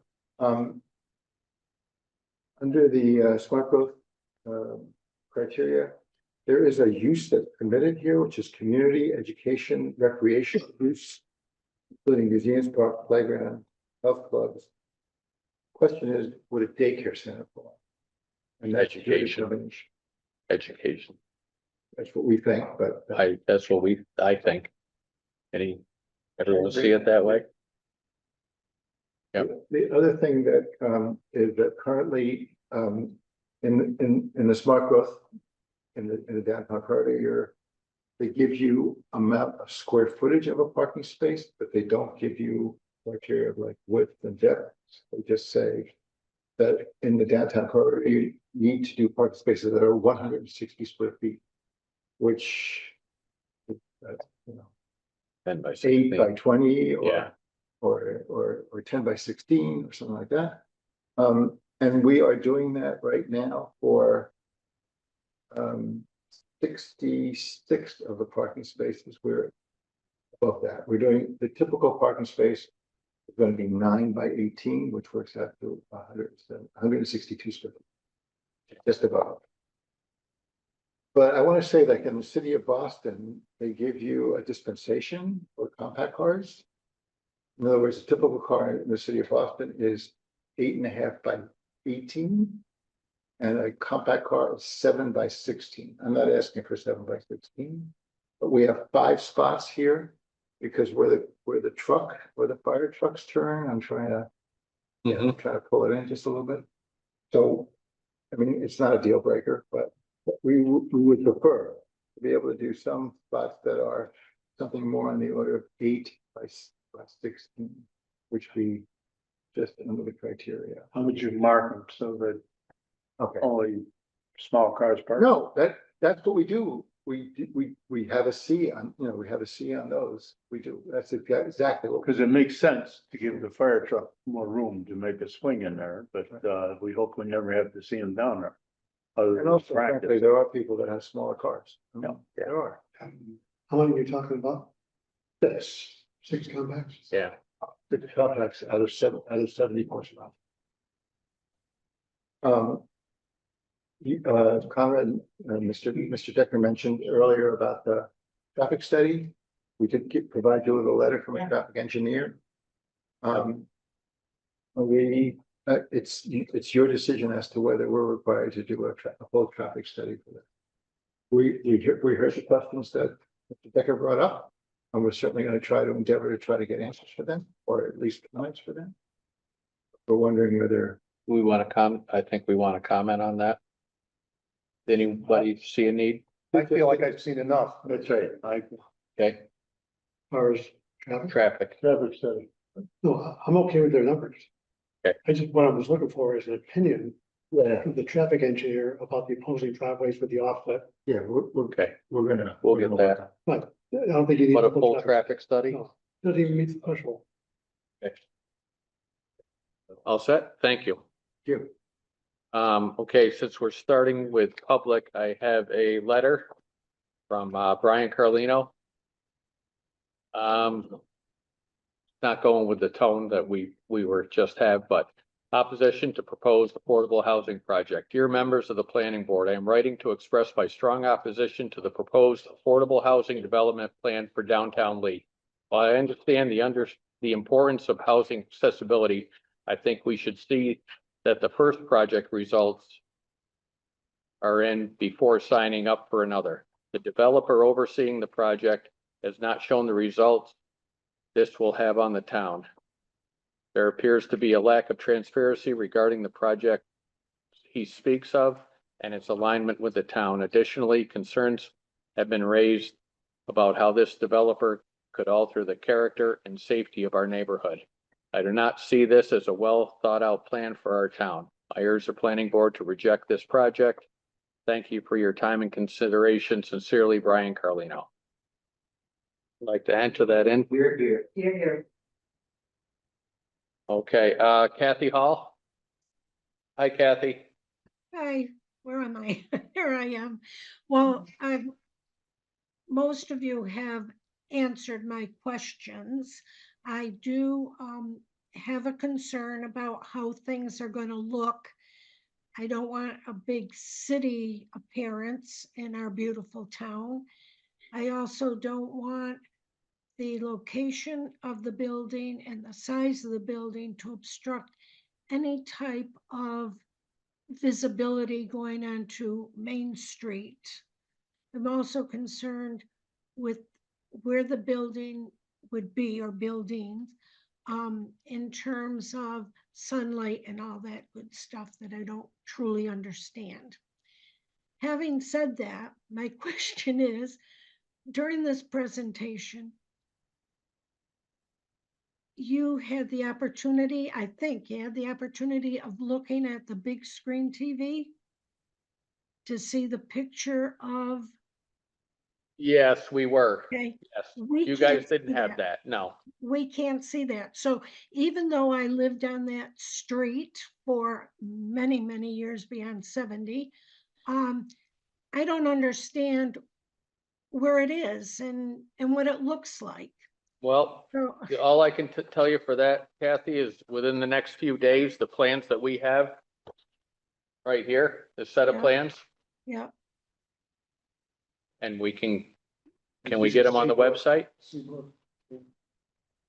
Come in. Yeah. Just come in. Digital on the website. Yeah. But I. These will be on the website and they will be in Brooke's office, okay? Yeah, because many people don't have access to get to the town hall. Even though Correct. it's kind of wonderful hours, it's still, for some That- people, it's, That PDF we had today, Brooke, is pretty good. yeah. I'll So put it that on would be tomorrow. great. That would be great if people could see what it looks like and have a Yep. better idea. And you're right, because they need to see these, not what we were presented with before. Because Right. this is quite a bit different. It's, yeah, it's Yeah. much better. It'll be on the website tomorrow, Kathy. Okay, great, thank you. And all of you, you've done a great job with your questions to the presenter.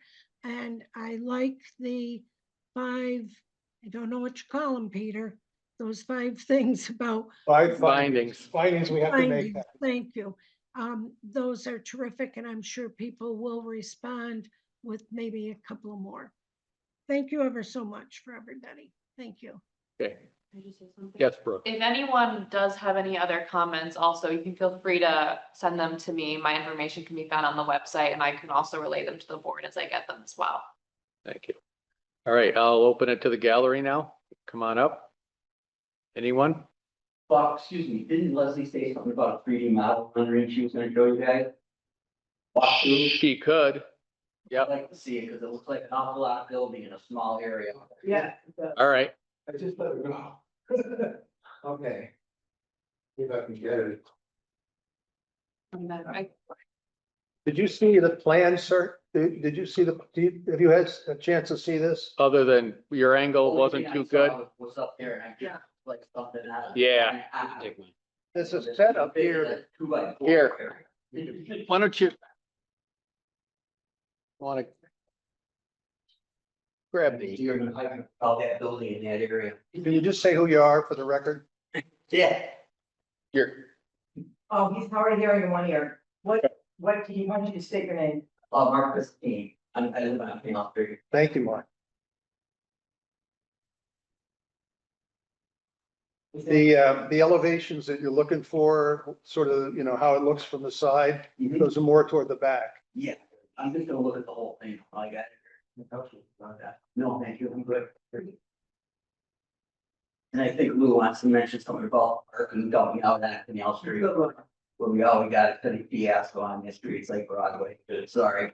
Okay. You got the Yeah. street blocked on the end of the ice cream, people parking on the exit going out of the street. I'm hoping the town will initiate some type of yellow lines there, and then how you wanna put a dump off on Canal Street, right, where the street is destroyed, our buddies in Dresser Hall driving up and down, these poor people had their Would- fences taken out 4 times. Yeah. My neighbor, there's a lot of concerns there with the dump off. That's the main problem I got with it. It's a very hard road. We will be sitting out on our porch and they'll be coming down and around. I can't understand why you would want some other cars to go in or out of an exit that could be traumatic with an accident. I don't understand that. Also, I'd like to know where your bins are gonna be, your trash bins. They're going to be against our things, what are? lighting? A10 shows Is that because this is on peace and tranquility at night? And when you put when you're gonna put all those buildings back there, Yep. we're not gonna have that anymore. You're taking away our peace and tranquility in our homes. And we're gonna have all of that, those buildings to look at, the town, this is a small town in Lee, I'm sorry. This is why I moved here, I love it here, and it's gonna look like, I hate to say it, Springfield. I don't like the Barrington building, I don't like it, when you go down there, it's, I'm sorry, sir, but I don't care for it. And I'm sure a lot of other people don't care for it, but I have to say it the way it is, because I have grandchildren, I have my children, and you have children here and grandchildren. And this is Lee. Why do you want to change it like that? Sorry. I understand you're supposed to be doing things and getting things done, yeah, I get it. But you can have the area, why do you have to pick that? Because it's Canal Street? How would you like that in front of, in the back of your house? And anybody else's? I don't think you would like that. I'm sorry. I agree with a lot of the people, and it's not fair, it's not right. Well, if there's anyone out there with a couple acres where they could build this, let us know. Just the same question I had for the gentleman. Yeah. For the record, could you just say what your name is so that our recorder can put it in the minutes? Oh, Josephine Carpesto. Thank you, Joseph. Yes. Thank and you. I have one other question. For drainage, all right, it's a little area. I lived there for a long time. Kids lived there all his life. All right, the drainage, we're worried about that, we're worried about a lot of things. But we're also worried about small town Lee. It's the heart of the Berkshires. And you're not gonna have that anymore. I'm sorry, we're not gonna change it. The mill, yes, the mill's gonna be beautiful. I have no problem with that. But when you're putting other big buildings and you're putting that and this and that, it's not right. You're not thinking of the other person. Thinking about the other thing. It's not right, it's not fair. I appreciate it. Thank you. Another question about will it be raising the old Juliana property, or is that gonna stay there until somebody burns it down? Oh, that, on Canal Yeah, Street, on Canal Street? Yeah. Yeah, That will be raised? I have no idea. Is that part of it? Then yeah, they keep sitting in there, you know, they go in, someone's gonna get hurt. How long can we wait for that? As long as we wait for the. I have one more question. Yep. When the cars coming around, I didn't get that, when the cars come around from the, Drexel Hall, they're Mm-hmm. coming around. And the cars are coming in, we've seen them have to back up to get out, to get a truck in and out. To get a car in and out. We sit there all day. I don't care who sits on that main street and looks and says, oh yeah, that's the number of the cars going by. You have to sit there and watch what's going on. And someone's gonna get hurt. It's not gonna work. Sorry. Maybe I'm. What it is the 40-foot traffic trailers, you try to make that turn. Oh, yeah. They have to go in the other lane. So a car coming down, has to back up, and I've actually seen 2 traffic trailers, one each side of. Yes. Nothing against us, oh, they're great neighbors, I tell you, Yes. but the truck was delivering goods to the Dresser Hall. That's the only problem I have. So Nick, would it be an option to have it all contained to your main, the reason- townhouses? The reason that it's not contained, the reason that we have an exit on Canal Street is because the fire department insists on having two ways out. Okay, About a temporary gated. I don't think they're gonna be enthusiastic about that, but we could certainly. emergency use only. What is that? I don't know what that is. Oh, you'd have like an electric gate. The only one that have a key would be the project manager for the place. The fire department. And the fire department. Emergency services. So that would lock off. There you go. Would block up the people leaving the new site to go on to Canal, the backside of. They have to leave. I want to say that the roadway in the parking lot is 20 feet wide and it's designed for 2 cars. I mean, it's designed for 2-way traffic. So cars can come in and go out that way. So that would be something we could work on the fire chief about? I mean, is there no, Yeah, okay, I mean, the fire chief, but as far as your design goes, It creates a huge problem. What says you do that? Well, I think everybody's gonna come out of there anyway. All the way through, that was his biggest issue. Close it and access on Canal Street, you're gonna put a lot more traffic at one particular spot. On Canal Street. No, on the West Center. yeah, there won't be any other alternative. I mean, of course, Well, that's, there are a few parking spaces that are for the houses Yeah. that are specifically on Canal Street. I see And those. Those are separate. That's a Right, separate deal. right. That's kind of what I was wondering, if we could keep the townhouses separate. Well, You can keep that. So, is that idea? You can keep it. Well, We have more. And we'll make more. I would say it was the fire chief's idea initiative, but it seems like a lot.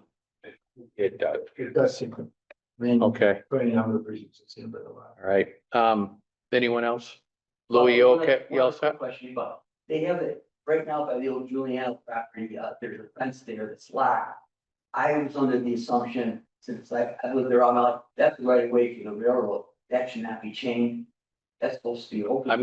I couldn't answer on that. There's a That's fence like 50 foot I was talking is about. on our property. Is that the piece of town property there, or, okay, But it's also not locked. There's a chain, okay, but there's no lock. You have to get in there, and clean it out. It's locked now, it wasn't locked, it is a chain now. Well, somebody locked it. It's Yeah. locked. Where's it, I think it's chain. Supposed to be a right away for the railroad, it's existed for 70 years. And Yeah. It's supposed to be blocked, you're supposed to be able to walk up that path and cross the track. It's a 10-foot easy. To clean it up. I have one other question, so, go ahead, Joseph. okay. Fencing. Fencing, noises. We're gonna be living there, we're gonna hear all of it. Right now, that's what we're concerned about also. Privacy, you don't have it. Not gonna have them. But, you know, during the day, we have all what we're going through. But then Yeah. the dead end street, and it's quiet, we can go in our yard, we can do what we need to do, and now we're gonna have all that behind us. There's not gonna be, you know, there's fencing you have to think about, you're gonna have to put up some, you know, something for the noise. And the lighting, is it gonna be a tall lighting? They were saying 14 feet, Okay. which is But- small, short residential lighting. Okay, I'm just concerned about the noise. Yeah. A lot of the noise, you know, then you're gonna have doors shutting, and constantly closing, and people coming in. That's what I'm talking about. Can you tell me more about what kind of fencing you think you'd like? Oh, well, I guess. 30-foot high impervious, you know, Mexican fence, right? The wall, let's build the wall. Something that, I'm sure we can come to an agreement on that. All right, how about a 6-foot, you know, can't see through kind of, A little higher than that. A little higher. I see. Okay, Okay, thank you. please. Thank you. You call it 60? I don't know. You think you go to, keep it easy, can you? Now without a special, without permit, building. So that's limited. Yeah. Yeah. And like, you know, Kathy Hall was saying, the view coming down in, we don't want to obstruct the mobile station. Okay, that looks so You nice. need a 100-foot high fence. to do that. Let's not obstruct the mobile station. I don't know if people can see the cursor, but. I mean, we're happy to put fencing all along the west side. And here and here. I don't think that we're proposing to put fencing in the front. We're certainly willing to do some fencing in and around these residential properties. Okay, But we're not, and from a safety point of view, I think we will be doing a fence along the tracks so that kids can't migrate out onto the tracks. I mean, so we are proposing to do that, That's but gonna that I be- don't think it's, that I think will be more transparent. I don't think that will be a solid fence, although that's open to discussion. I mean, obviously, we have a train coming through here once a day, so there is some acoustic issue there. And frankly, the windows that are closest to that, they're probably gonna be a little bit different than all the others, because it's gonna be noisier. yeah, trains aren't quiet. Twice a day. Is it? I did hear it last Well, night. Yeah, but it goes through at the same time. You're not- Talking about the All wood- right, yeah, okay, I think we're gonna wrap up for this evening. Anyone else? So we'll put this on, we will continue this. At this time, I will close. May I just add one more question? So we are not having in 2 weeks, there'll be another one in full.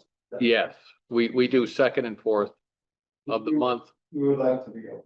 All right, so we'll put you, Brooke, the 23rd.